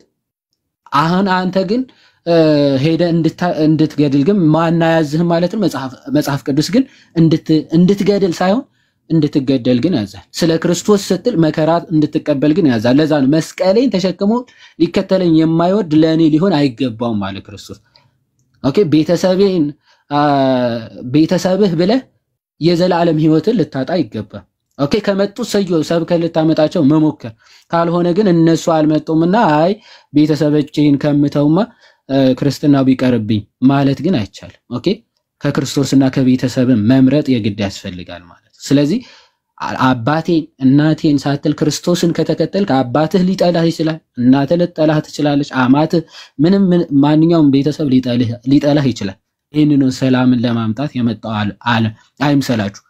መስቀሉን ግን ይዛችሁ ከኋላ ተከተሉኛ፣ መከራ ይደርስባችኋል ክርስቲያን በመሆናችሁ ብቻ ብሎ ክርስቶስ እየተናገረ ነው። ስለዚህ ለዛ ነው ሰላምን ለማምጣት የመጣው አይምሰላችሁ ያለው እንጂ ክርስቶስ ኦፍ ኮርስ ሰላምን ይሰጣል። ሰላም ሲሰጥ ግን ማለት ነው ሞት እንኳን ምንም ሚላ አይደለም። በሞት እንኳን እንድትጨክን የሚያደርግ ሰላም ነው ክርስቶስ የሚሰጠው። በሞት እንኳን ልትጨክንበት የምትችለውን ሰላም። ለዛ ማቴዎስ ዮሐንስ 14 ላይ ክርስቶስ እኔ የምሰጣችሁ ሰላም ዓለም እንደሚሰጣችሁ ያለ ሰላም አይደለም ብሏል። ኦኬ ሁላችሁ ወደ እኔ ኑ አለ። ስለዚህ እኔ የምሰጣችሁ ሰላም ዓለም ራሱ የሚሰጣችሁ ሰላም አይደለም። አዎ ዓለም ታይቶ የሚጠፋ ሰላም ልትሰጥ ትችላለች፣ ታይቶ የሚጠፋ ደስታ ልትሰጥ ትችላለች። ግን ሲጠፋ ሲያልፍ ግን ማያልፍ ደግሞ ጸጸት አብራ ነው የምትሰጥ። ክርስቶስ የሰጠ ሰላም የሚሰጥ ሰላም ግን በህይወት ዘመን ሁሉ ኦኬ የማትረሳው እና ደግሞ ሞት እንኳን ቢገጥም በደስታ የምትቀበለው ማለት ነው። ለዛ ነው ሐዋርያቶቹ ሁሉ በሞት መካከል እንኳን ሲያልፉ ደስ እያላቸው እያመሰገኑ ለመሞት እንኳን እስከ መሻማት ድረስ እስኪደርሱ ድረስ ማለት። ቅዱስ አግናጤዎስ ለዚህ ትልቅ ማሳያችን ነው። ቅዱስ አግናጤዎስ በአንበሳ ሮማውያን ተበልቶ እንዲሞት ያደረጉት ቅዱስ አባት ነውና የአንጾኪያ ክርስቲያኖች ምን ብለው አግናጤዎስን ጠየቁት? የሮማ ወታደሮች ገንዘብ ሰጥተናቸው ከሞት አንተን እንዲያተርፉ ማድረግ እንችላለንና ገንዘብ እናሰባስብልሃል። እባካችሁ ይህንን ታላቅ ሽልማትና ከክርስቶስ ጋር የመኖር ደስታ እንዳታስነጥቁኝ በክርስቶስ ፍቅር እለምናችኋለሁ። ሰማዕትነት ራሱ የሚጠብቁት አንዴ ይቅርታ፣ እዚህ አንዴ ጨርሻለሁ። ስለዚህ ይሄን ያክል መከራ በክርስትናው ይደርስባቸዋል። ግን ያ መከራው ግን ክርስትናቸው እንዲጠሉ ሳይሆን እንዲወዱት በመከራ ራሱ እየተፈተኑ በዓለም ያበሩ ቅዱሳን ያሉበት ነው ማለት ነው። በአንጻሩ ግን እስልምና ለሃይማኖት ስትል እንድትገድል ምናምን ያዛል። ኦፍ ኮርስ ሱራ 9 ሱረቱል ተውባ ሱራ 9 ከቁጥር 1 ጀምረ እስከ 29 ስታነብ ኦኬ እስልምናን ያልተቀበሉትን ግደሏቸው። ኦኬ እስኪ ጸጸቱ ድረስ እስኪመለሱ ድረስ ምን በሏቸው ይላል? ግደሏቸው፣ አሳዷቸው። ይቅርታ እዚህ ጋር ስለ ቁርአኑ እመጣልሃለሁ። ቁርአኑ እንደዛ አይልም፣ መልስልሃለሁ። እዚህ ጋር አሁን ያልኩት ጥያቄና አንተ የመለስከው ምንም አይገናኝም። ምክንያቱም እዚህ ጋር ስለ ክርስትና ብላችሁ መከራን መቀበል በደስታ የሚል ነገር አንስተሃል። እዛ ጋር ደግሞ መጀመሪያ ምን አልከኝ? ኢየሱስ ይሄንን ያለው በክርስቲያን ባልተቀበሉት ላይ ነው ሰይፍ ምናምን የሚለው አልክ። ባልተቀበሉት ላይ እነማን ነው ሰይፉ እንትን የሚለው? ሰላም የማይሰጣቸው ክርስትና ባልተቀበሉት ላይ የሚል ከሆነ ያን የሚያዘነው የት ነበርክ? ቆይ የት ነበርክ? የት ነበር የነበርከው? ስትሰማ ነበር? አዎ ሰምቻለሁ፣ በደንብ ሰምቻለሁ። ይሄ ኧረ በፈጣሪ አንድም አልሰማህም? በፈጣሪ ሰምቻለሁ ይላል እንዴ? እኔ ያልኩት ሰይፍ የሚመጣው ባላመኑት ላይ ነው ብያለሁ። አይደለም ለማን ነው? እኔ አይደለም። አይ ክርስትና ስትቀበል ብዙ እንትኖች ይገጥሙሃል አልከና መከራ ይደርስብሃል አለ። ኢየሱስስ ሰይፍ ያለው ለማን ነው? የሚለያያቸውስ ምን የሆኑትን ሰዎችን ነው? ይሄን እንደዛ ብሎ የተናገረው ነው ጥያቄ ራሱ መጀመሪያም ያልኩ መልሼልህ እኮ ለዛ እኮ ነው የት ነበርክም ያልኩህ እኮ ለዛ እኮ ነው። ሰይፍ ሁለት ነገሮችን እንደሚለያይ በሰይፍ ሰይፍ ማለት ሁለት ነገሮችን እንደሚለያይ ሁሉ አባት ከልጁ አባት ከእናት አባት ከሚስቱ ምናምን በክርስትና ምክንያት ሊለያዩ ይችላሉ። ኦኬ ቀጥሎ እዛው ክርስቶስ ራሱ እኮ ነው የሚናገረው። ምን አለ? ለሰውም ቤተሰቦቹ ጠላቶቹ ይሆኑበታል ማለት ነው። አየ ክርስቲያን ስትሆን አንተ ለምሳሌ ኢብኑ ሱልጣን ክርስቲያን ኮንክ አባትህ አንተን ለመግደል ይሯሯጣል፣ ጠላት ሆኖ ይነሳብሃል ማለት ነው። አንተ ከአባትህ ተለያየ ማለት ነው በስጋ። ምክንያቱም ክርስቶስን ስትመርጥ ከአባትህ ጋር ትለያለህ። ኦኬ አባትህ አሳዳጅህ ጠላት ሆኖ ይነሳብሃል ክርስቶስን በመቀበል። ግን ክርስቶስ ሄደ እሱን አሳደው አይልም። ኦኬ ምክንያቱም መከራውን መስቀሉን ግን በደስታ ተቀብላችሁ ከኋላ ተከተሉኝ አለ። ይኸው እዛው ዝቅ ብሎ ከእኔ ይልቅ አባቱን አሁን አባቴ መከራ ወይም ደግሞ እንደዚህ ይገለኛል ብለው ግን ክርስትናን መተው የለብን። ኦኬ አባት እንዲመለስ መጣር አለበት። ኦፍ ኮርስ እምቢዮ ካለ ግን ኦኬ አይ አባቴ እምቢ ብሏልና እኔም በቃ ክርስትናውን ልተው ግን አይባልም። ኦኬ አባትም ቢሆን ከክርስቶስ በላይ ልትወደው አይገባም፣ ከአምላክ በላይ ልትወደው አይገባም። ስለዚህ ክርስቶስን መርጣ አባትህን ትተዋለህ ማለት ነው። ስለዚህ መለያየት ሰላምን ለማምጣት የመጣው አይምሰላችሁ ማለት ክርስትናን ስትቀበል ከአባት ጋር ሰላም ላትሆን ትችላለህ። ኦኬ ዘመድ ከወገኖች ጋር ትጣላለህ ማለት ትለያያለህ ማለት። ስለዚህ ከእኔ ይልቅ ግን አባቱን ወይም እናቱን ወዶ ክርስቶስን የተወ ግን የክርስቶስ ሊሆን አይገባው፣ ክርስቲያን ተብሎ ሊጠራ አይገባም። ኦኬ ቤተሰቦቹ የሚያደርሱበት መከራም ተሸክሙ መከተል ክርስቶስን መከተል አለበት እያለ ነው ክርስቶስ እያልኩ። ኦኬ እኔ ማለት እኔ ያለው ታዲያ እንዲህ ነው። እኔ ነኝ እኮ ያለው እዛ ጋር እኔ የመጣሁት ነው የሚለው ስለ ሰዎቹ አይደለም የሚያወራው። ትክክል ክርስቶስን እንዲቀበሉት ነው ክርስቶስ የመጣው። ክርስቶስ ወደዚህ ዓለም የመጣው እኮ ክርስቶስን እንድትቀበል ነው አይደል? ክርስቶስን ስትቀበል ዘመድ ወዳጆች ይጠሉሃል፣ በእኔ ስም የተጠላችሁ ትሆናላችሁ ይላል አይደል ክርስቶስ። ስለ ስሜ የተጠላችሁ ትሆናላችሁ አለ ክርስቶስ። ቆይ ላውጣልህ። እሺ እንዲህ ይላል። አንዴ እዚህ ጋር ቆይ አንዴ ኢብኑ አታዳምጥም እንዴ? ከቀደም ጀምሮ እኮ ዮሐድ የሚናገረው እኮ ግልጽ ነው። በቃ የመጽሐፉ ሐሳብ ግልጽ ነው። ከዚህ በላይ ምን እየተነገረ አላውቅም። አይደለም ይኸውልህ ምን አለ መሰለህ እዚህ ጋር ቆይ የመጨረሻ ቆይ አንዴ አሁን ሐሳብ አልሰጥም ተረድቻለሁ እንደማትልኩኝ ነው፣ ግን አዳምጥ። ከዛ በኋላ ተመልሶልኛል እስክትል ድረስ እኛ እዚህ 24 ሰዓት እየተዳረቅን አንውልም። ባጭሩ ግን ክርስቶስ ምንድነው? ቆይ ስማ፣ እዛው የጠቀስከው ትንሽ ከፍ ብለህ ብትመለከት በሁሉም ስለ ስሜ የተጠላችሁ ትሆናላችሁ አለ። እስከ መጨረሻ የሚጸና ግን እርሱ ይድናል አለ። ኦኬ እስከ መጨረሻ የሚጸና ግን እርሱ ምን ይላል? ይድናል አለ። ሰዎች ሊጠሉህ ይችላሉ፣ ቤተሰቦች ሊጠሉህ ይችላሉ። ምንን ስለተቀበልክ? ክርስቶስን ተቀብለ ክርስቲያን ስለሆንክ ክርስቶስን አምላክ አድርገህ ስለያዝክ ማለት ነው። ስለዚህ ሰዎች ይጠሉሃል። ይሄ መጥላቱን ነው ሰይፍ ያለው ክርስቶስ። ሰው ከወዳጁ ከዘመዱ ክርስቲያን በመሆኑ ሊገለል ሊገፋ ይችላል። እሱ ነው ሰላምን ለማምጣት የመጣው አይምሰላችሁ። እርስ በርሳችሁ ከአባትና ከእናት ለማፋቀር አይደለም ክርስቶስ። ወይም ደግሞ ክርስቶስን ትተህ ከአባትና ከእናት በላይ ከክርስቶስ በላይ እናትና አባትን እንድትወድ አይደለም ክርስቶስ የመጣው።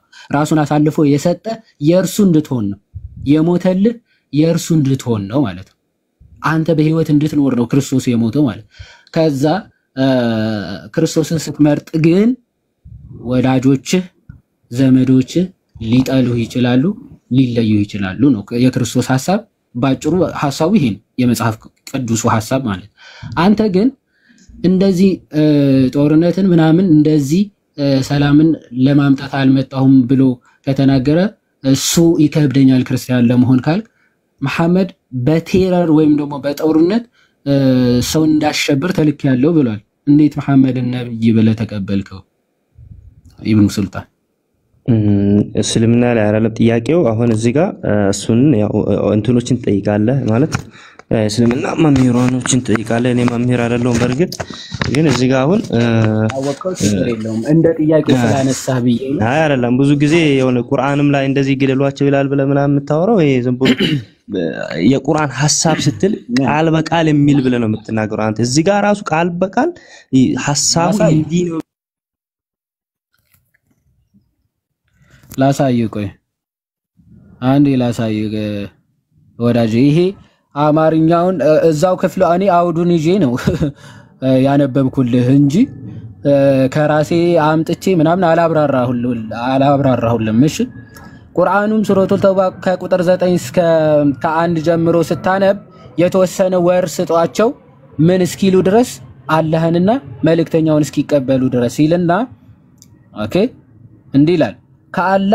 ከአላህና ከመልእክተኛ በታላቁ ሐጅ ቀን የወጣ አላህ ከአጋሪዎች ንጹህ ነው፣ መልእክተኛውም እንደዚሁ ካለ በኋላ ከክህደት ብትጸጸቱም አለ እርሱ ለእናንተ በላጭ ነው አለ። ከክህደት ማለት ከዚህ ከቁረይሾች ማለት ነው።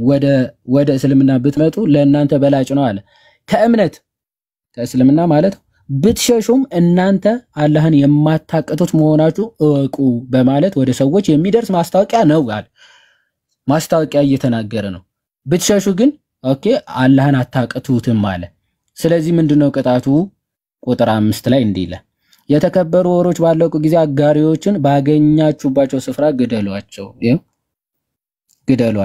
ያዟቸውም፣ ክበቧቸውም፣ ለእነርሱም በመጠባበቅ በየመንገዱ ተቀመጡ። ቢጸጸቱም ሶላትንም በደንቡ ቢሰግዱ ግዴታ ምጽዋትንም ቢሰጡ መንገዳቸውን ልቀቁላቸዋል። እስልምና ቢቀበሉ ኦኬ መንገዳቸውን ልቀቁ፣ ካልሆነስ ግደሏቸው።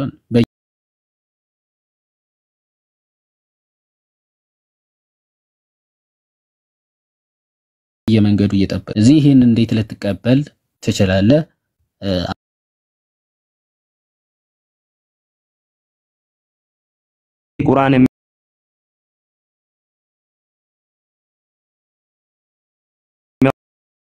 ቁርአን የሚያነበሩ ሰዎችን ነው የሚናገሩ። ሲጀመር አንተ የምትለዋን ቃል አምጥተህ ነው እሱን የምታብራራው። እኔስ እንትኑ ሪሳችን ይሄም ስላልሆነ ትምህርቱ ላይ እንትን ብንል ይሻላል። ኢብኑ ወይ ኦሬዲ ረጅም ሰዓትም ስለሆነ የተቀመጥነው ቅድም ምን ብላል? ፋላሲ አትስራ መለሰ። እኔ መምህር አይደለሁም። መምህራኖችን መጠየቅ ካለብህ ይቅርብን፣ ችግር የለውም። በቃ አይደለም መምህራኖችን መጠየቅ ካለብህ አሁን እዚህ አንተም ገብተህ ቁርአኑ ላይ ከምታቦካ መምህራኖችን ሄደህ ጠይቃቸው። መምህራን የምትላቸውን አካባቢ ያው በመሃል ስለገባብኝ ነው ከሪስ ውጪ ስለሆነ ነው። ይቅርታ ይቅርብን፣ ችግር ደብል ስታንዳርድ እንዳትሆን ብሎ ነው ይሄን ያመጣልህ። ምንድነው ደብል ስታንዳርድ እንዳትሆን ብሎ ነው። ከዛ ባለፈ ግን የመጽሐፍ ቅዱሱ ትክክለኛ ማብራሪያ ቀደም ይዋድ እንደሰጠ ነው። በቃ ኦኬ ይዋድ እንዳለው ግዴታ ላይክ እኛ ይሄን ላይቭ ቁጭ ብለን ኢብኑ በቃ እኔ ያመኛለሁ የክፍል እንዲ ነው ብሎ እስከተረዳ አንጠብቀም እንደተባለው አይ ማመን የግል ነው፣ ችግር የለውም። ዋናው እንትኑ ማብራራቱ ነው። ያው እንትን የሚባል ሌላኛው ጥያቄ አብ ተቀመጠንና ኢብኑ ለጊዜ መተንተ ማለት ይችላል። ረጅም ሰዓት አንድ ጥያቄ ነበር አንድ ብቻ ሰዓት ነው የገባነውና አንድ ጥያቄ ልጠይቃችሁ ነው እወጣለሁ። በቃ ጥያቄውን አቅርበና እሺ አብ ብቻውን አምላክ ነው? አብ ብቻውን አምላክ ነው? ከወልድ ተነጥሎ አምላክ መሆን ይችላል? ከወልድ መነጠል እግዚአብሔር ከቃሉ ሲጀመር አይለይም አይደለ? እሺ ወልድ እንትን ይላል ስለዛች ቀን ስንት መሰለ? ማቴዎስ 24:36 ስለዛች ቀን ከመላእክትም ቢሆን ልጅም ቢሆን አያውቅም የሚለውና አያውቅም ይላል። ለምን አንፃር ነው ዲክሌር ከአብ ብቻ ይላል? አብ ከወልድ ተለይቶ ብቻውን ሊያውቅ እንዲቻለ የሚል ነው ጥያቄ። በጣም ጥሩ። አንድ መረዳት ያለብን ነገር ያቺ ቀን የተባለችው የተፈጠረች ቀን ናት አይደል? የተፈጠረች መጽሐፍ ቅዱሳችን ሲናገር ሁሉ በእርሱ ሆነ ይላል። ዮሐንስ ወንጌል ምዕራፍ 1 ቁጥር 3 ላይ ሁሉ በእርሱ ሆነ የተባለው ስለ ቃል ነው አይደል የሚናገረው? እሺ ስለዚህ ሁሉ በእርሱ ሆነ ተብሎ የተነገረው ለጌታችን ለኢየሱስ ነው። ሁሉ ነገር በእርሱ ከሆነ የተፈጠረው ያቺም ቀን የተፈጠረች ከሆነች ያቺን ቀን ጌታችን ኢየሱስ ክርስቶስ ያውቃታል። አንደኛ ይሄንን ተረዳ። ሁለተኛ ደግሞ አያውቃትም ነው የሚለው ግን መጽሐፉ እሱን እኮ ዲክሌር ከማድረግ አንፃር ነው ለነገርህ እኮ ነው ወንድማችን። አሁን እኮ ችግሩ ተጠይቃላችሁ መልስ ሲሰጥ ጌታችን ኢየሱስ አንደኛ ቆሮንቶስ ምዕራፍ 1 ቁጥር 24 ላይ ጳውሎስ እንደዚህ ይላል የእግዚአብሔር ጥበቡና ዕውቀቱ ክርስቶስ ኢየሱስ ነው ይላል አይደል? እሺ አይደል? አንደኛ ቆሮንቶስ ምዕራፍ 1 ቁጥር 24 ላይ የእግዚአብሔር ጥበብና ዕውቀቱ ክርስቶስ ኢየሱስ ነው ይላል። ስለዚህ የእግዚአብሔር ጥበብና ዕውቀት የሆነው ክርስቶስ ኢየሱስ የእግዚአብሔር ሲባል እዚህ ጋር ስለ አብ ነው እየተናገረ ያለው። ባይዘው የአብ ዕውቀትና ጥበቡ ማን ነው? ጌታችን ኢየሱስ ነው ይላል። ስለዚህ አብ አውቆ እግዚአብሔር ጥበብና ዕውቀት የሆነው ክርስቶስ ኢየሱስ የማያውቀው ነገር አለ? እዚህ ጥቅስ ላይ ቆመ።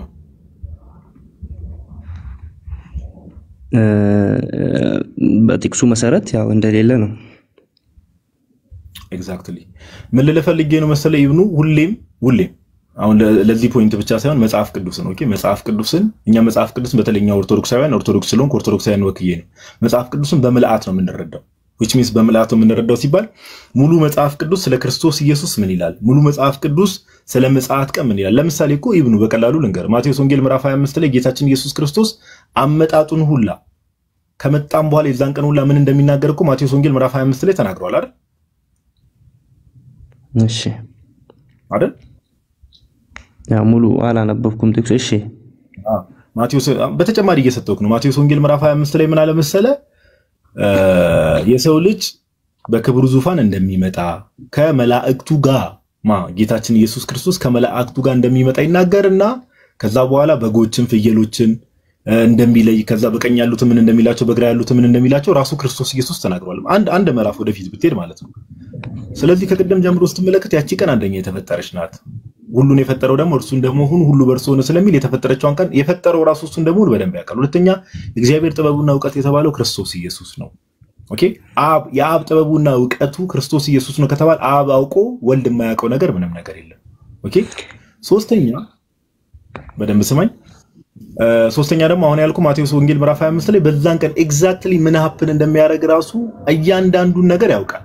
አሁን እነዚህ ነገሮችን እንያዝና ማቴዎስ 24 ላይ ስንመጣ አንድ ነገር አሁን ይሄን ነገር ጌታ ሲናገር ፈርስት ኦዲየንሶቹ ኦኬ የመጀመሪያ አዳማጮች ወይ ጌታ እየተናገረ ያለው ለአይሁዶች ነው አይደል? ኢብኑ ወይ እሺ ለአይሁዶች ነው አይደል? ክርስቶስ ኢየሱስ እየተናገረ ያለው ለአይሁዶች ነው አይደል? ፈርስት ኦዲየንስ የሚባሉት ወይ ደግሞ ኢኒሻል ኦዲየንስ የሚባሉት መጀመሪያ አዳማጮች ይሄ ነገር ሲናገር አይሁዶች ናቸው አይደል? እየሰሙ ያሉት የነበሩት በዛ ዘመን ተላከ። እሺ በጣም ጥሩ። በመጽሐፍ ቅዱሳችን የዛን ቀን እቺ የምጽአት ቀን የዛን ቀን የተባለው ክርስቶስ ኢየሱስ ያው ዳግም የሚመጣበትን ቀን ነውና ምን ትባላለች መሰለ? የዛን ቀን ክርስቶስ ኢየሱስ ሙሽራ ይባላል። ቤተክርስቲያን ሙሽራይቱ ትባላለች በመጽሐፍ ቅዱስ ትምህርት። ይሄን እንኳን ሜቢ እንትን ላትል ትችላለህ። ሙሽራው የሚመጣው ጌታችን ኢየሱስ፣ ቤተክርስቲያን የምትባለው ደግሞ የክርስቲያኖች ህብረት ሙሽራይቱን ሊወስዳት ነው። በአይሁድ ባህል ምን አይነት ነገር አለ መሰለ? ኢብኑ ቼክ ማድረግ ትችላለህ። በአይሁድ ባህል የሰርግ ቀንን አሁን ለምሳሌ አባት አለ፣ ልጅ አለ፣ ልጅየው የሚያገባት ሚስት አለች። የሰርግ ቀንን አናውንስ የሚያደርገው ወይ ደግሞ የሚያሳውቀው ማን ነው? አባት ነው። ኦኬ በደንብ ስማኝ። የሰርግ ቀንን የሚያሳውቀው ማን ነው አልኩ? አባት ነው በአይሁድ ባህል። ኦኬ በአይሁድ ባህል ይሄንን ያዝንና የሰርግ ቀን ነው ያ ቀን ብያለሁ። ጌታችን ኢየሱስ ክርስቶስ ዳግም መጥቶ ቤተክርስቲያንን የሚወስደው ሙሽራው ክርስቶስ ሙሽራይቱ ቤተክርስቲያንን መጥቶ የሚወስድባት ቀን ያ ቀን የሰርግ ቀን ነው። ኦኬ ያ ቀን የሰርግ ቀን ከሆነ ያንን የሰርግ ቀን ደግሞ የመጀመሪያ ኦዲየንሶች ወይ ደግሞ አዳማጮች አይሁድ እንደመሆናቸው ጌታችን እነሱ በሚረዱት መልክ እየነገራቸው ነው። በአይሁድ ባህል ልጅ ሲያገባ ወይ ደግሞ የልጅ የሰርግ ቀን ላይ ያንን ቀኑ ሰርጉ በዚህ ቀን ነው ብሎ ዲክሌር የሚያደርገው ማን ነው አልኩ? አብ ነው፣ አባት ነው። እንደዚሁም ደግሞ ጌታችን በዚህ ምሳሌ አድርጎ ምን አላቸው? ያንን ቀን ዲክሌር የሚያደርገው ማን ነው? ዲክሌር ከማድረግ አንፃር ዲክሌር የሚያደርገው አብ ነው እያለ ነው እንጂ ጌታችን ኢየሱስ ክርስቶስ ስለዚያ ቀን አያውቅም የሚለው ነገር ቀደም ያነሳናቸው ጥቅሶች አሉ። ይሄ ግን ቀጥታ ከዚህ አንፃር ነው የምንረዳው ወንድማችን፣ ዲክሌር ከማድረግ አንፃር ነው ማለት ነው። ቃላቶች ራሱ እየተገጫጩ ነው እየተናገርክ ያለው። አሁን ስለ አንድ የጌታችን የአብ ቃል እንትና ወልድም ጭምር አንድ ናቸው ካልከ በኋላ በሰውኛ ትመስለዋለህ። የሰውን አረዳድ ነው እዚህ ጋር ያመጣህ ያለው። በሰው አስመስለ ሰዎቹ ጌታ የተናገረበትን ኦኬ ጌታ ከምን አንፃር አሁን እኮ ድጋሚ ተሰማና ታፈርሰዋለህ። አሁን ቀደም 3 ጥቅሶች ሰጠው። 3ቱ ጥቅሶች ላይ ምን ተስማማን? በጥቅሱ መሰረት አንተም እኮ ምን ብለህ ቃል አረጋገጥክልኝ መሰለ? ምን ብለህ አስረገጥክልኝ መሰለ? አዎ በዚህ ጥቅስ መሰረት ከሆነ ዕውቀትና ጥበቡ ከሆነ ሁሉ በርሱ ሆነ፣ ሁሉ በርሱ የተፈጠረ ከሆነ ያ ቀን የተፈጠረ ከሆነ የሚለውን እኮ ተስማማን አይደል? በዚህ መሰረት ጌታችን ኢየሱስ ክርስቶስ ያን ቀን እንደሚያውቅ እኮ ተስማምተን የመጣ ነው። ነገር ግን ማቴዎስ ይጋጫል ማለት ነው። እንደዛ ከሆነ እዚህ ጋር ይሄ ቃሉ ይጋጫል ማለት ነው። ምን ነው የሚጋጨው? አሁን ሁሉን ያውቃል በዚህ ጥቅስ መሰረት ተባባለን አይደለ? እዚህ ጋር አያውቅም ለምን ይላል ነው ቃሉ ይጋጫል። ዲክሌር ከማድረግ አንፃር ነው። አያውቅም የሚለውን ቃል ኦሪጂናል ቃሉን ሄደህ ብትመለከት ኦኬ ኦሪጂናል የተጻፈበትን ቃል ሄደህ ብትመለከት ከትርጓሜው ያ ቃል አያውቅም ተብሎ የተጻፈው ያ ቃሉ ማለት ነው ከኦሪጂናል መንፈስ ቅዱስ አያውቀውም። ቅዱስ የሚያውቃል አያውቅም ከአብ በቀር ለምን ይላል? ቆይ ጥቅሱ ላይ ለዛ ነው መጽሐፍ ቅዱስ ላይ መረዳት ያስፈልጋል እኮ ምን ለዛ ነው መንፈስ ቅዱስ እንደሚያውቅ ላሳየህ። ከአብ በቀር አይደለም ጥቅሱ ላይ ከአብ በቀር የሚለው መንፈስ ቅዱስን አያካትትም። ለዛ በቀር የሚለው ነው የሚገባ።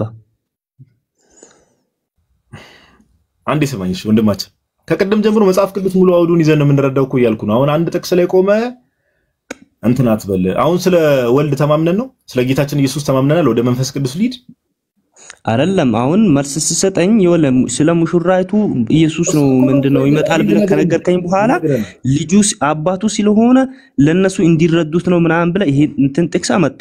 አሁን እዚህ ጋር መንፈስ ቅዱስም አለ። መንፈስ ቅዱስ እኔ እሱን እኮ መንፈስ ቅዱስ እንደሚያውቅ ላሳየህ እኮ ፓፓ ላሳየህ።